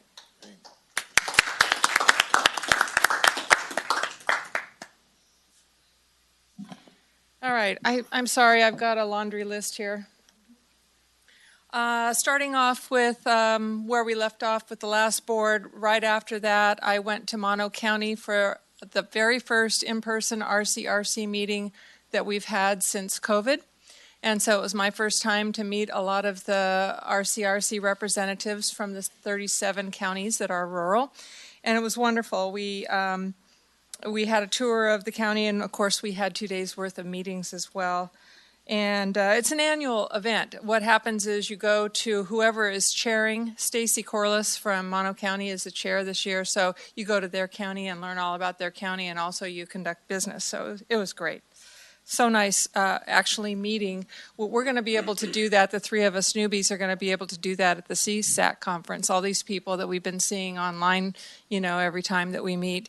That was my first opportunity to do that, and it was great. I still have Monday drop-in meetings at the Little House in Groveland from 11 to 1. And now, thanks to Heather Ryan, my schedule is on my board page. So my supervisor board page shows my calendar. And it will also eventually show my blog, but I don't have any blog pieces for it yet.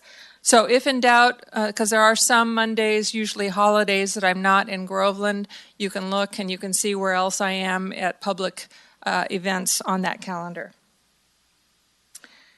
I had a visit with Red Tail Ranch out beyond Groveland to take a look at Long Gulch.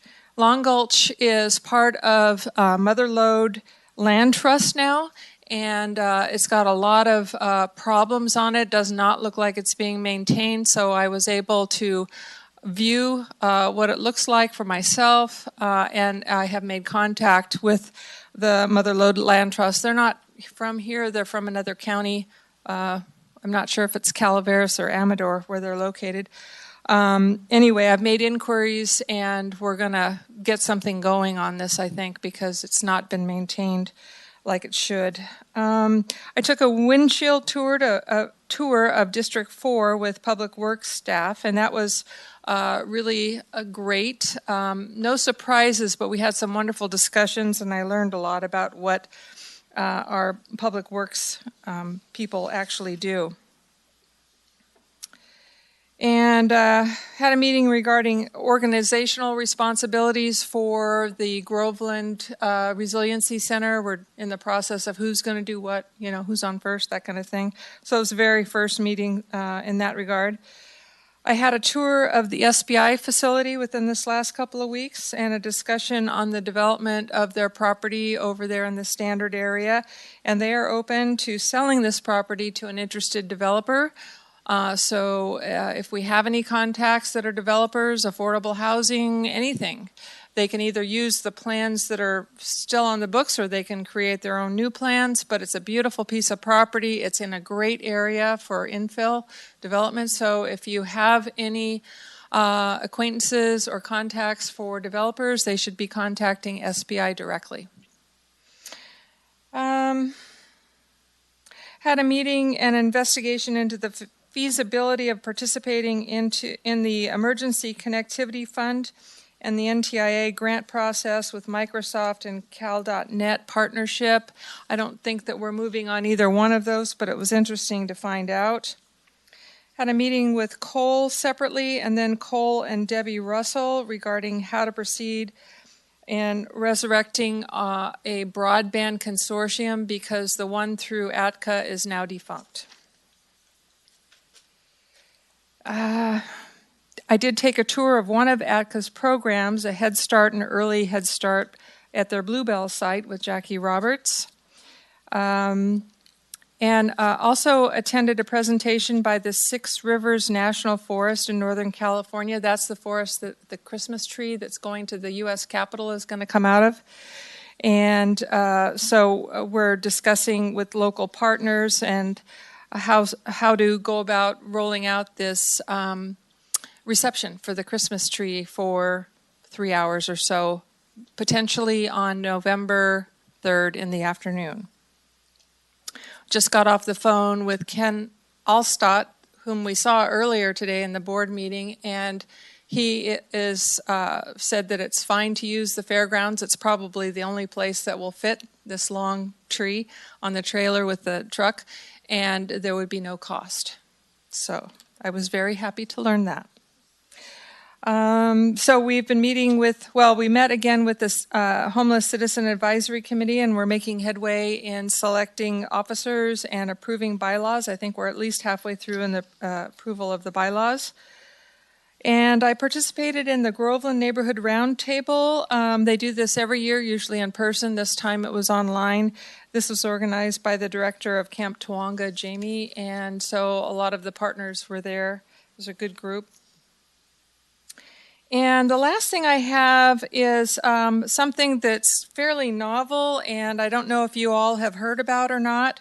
I met with the principals, it was online, regarding the principals from Modesto who originated the RAD card. Have you guys all heard about the RAD card down there?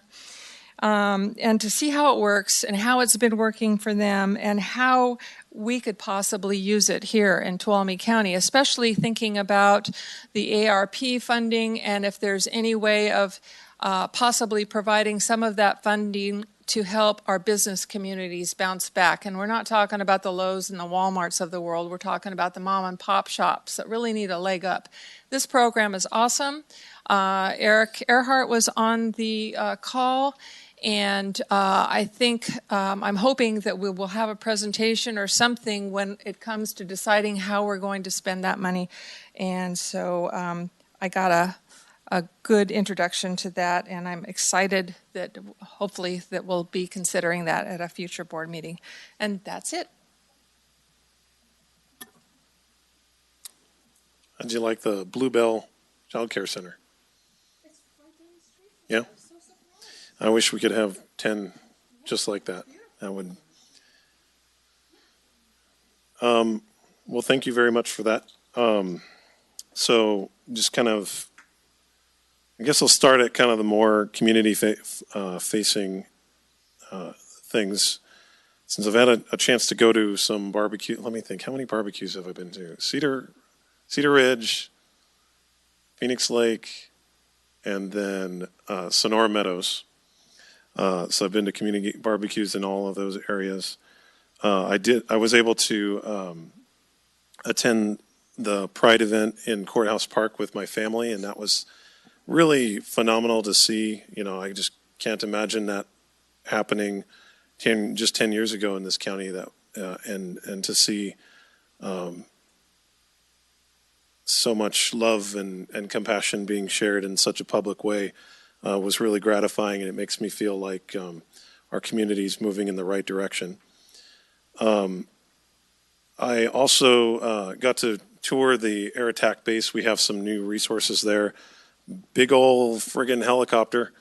So we have a variant of the Black Hawk helicopter, which is a military grade helicopter, carries 4,000 pounds of water or fire retardant. Really big helicopter. And very fast. So great that it's in our community. It's just a few miles down the road, and it's on call for emergencies in our area or well outside of our area as well. Got to talk to the Lions Club. Always fun talking to those folks. Also toured, similar to Supervisor Half, Public Works and I drove around my district, and just, you know, like you said, I'm not surprised at the level of damage to our roads that has occurred over the past 3 decades or so. But what did surprise me is the Herculean effort that Public Works puts into maintaining what we have. And I can't tell you, you know, I drove them all over my district, and I was going to take them to all of the potholes. And I'll tell you, more than half of the severe potholes that I was going to take them to had been filled, and before I even knew about it. And so that was kind of surprising. It made them look really good, because here, supervisor was going to show them this big pothole, and it's got a nice cover on it. So,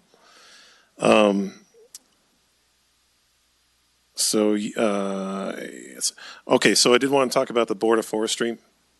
So I participated in their public outreach call. It was kind of strange. It was a setting that was just for the Board of Forestry to hear from partner counties. They didn't make any decision. They didn't say when they were going to make a decision. Supposedly it would be sometime this month, but we have not heard back yet. And I actually got a chance to make 2 comments instead of just 1 this time, so that was good. The first comment was about some of the things we discussed in the board, and the second comment, I was able to go into how it would impact the community development department, and how it would essentially be not only a de facto ban on development in our county, it would be a de facto unfunded mandate where we'd be required to do all of these rules, go through our entire general plan again, and that's not good. And a lot of other counties agreed with me. So that was encouraging to see and to hear from what others were saying. Had a CSAC Board of Directors meeting. Again, counties up and down the state seeing the same kind of strange budget year, trying to grapple with how to use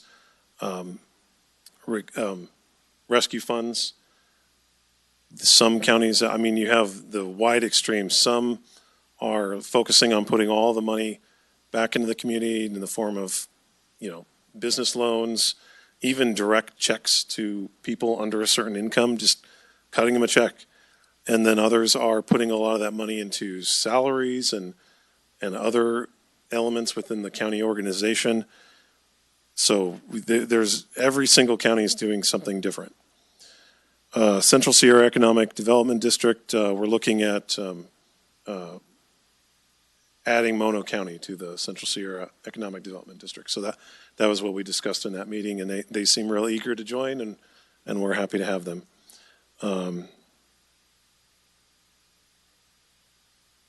And then the last thing is just an update on our Fire Advisory Committee. Still working through what we want to see in a county-wide vegetation ordinance. Had a presentation from the Butte County Fire Chief that was extremely helpful. He laid out in very frank detail all of the challenges. It's a lot harder than you think. It takes a lot more time than you think, and you need a lot more public buy-in than you would think for something like this. So kind of coming into the clear light of day about the amount of work it's going to take to make this happen, but I feel really strongly that we have a good committee and that we're going to be able to make this happen. And that is my report. So that will end our reports for today. And all we have left is our closed session items. So I'll look to our clerk to read that for us.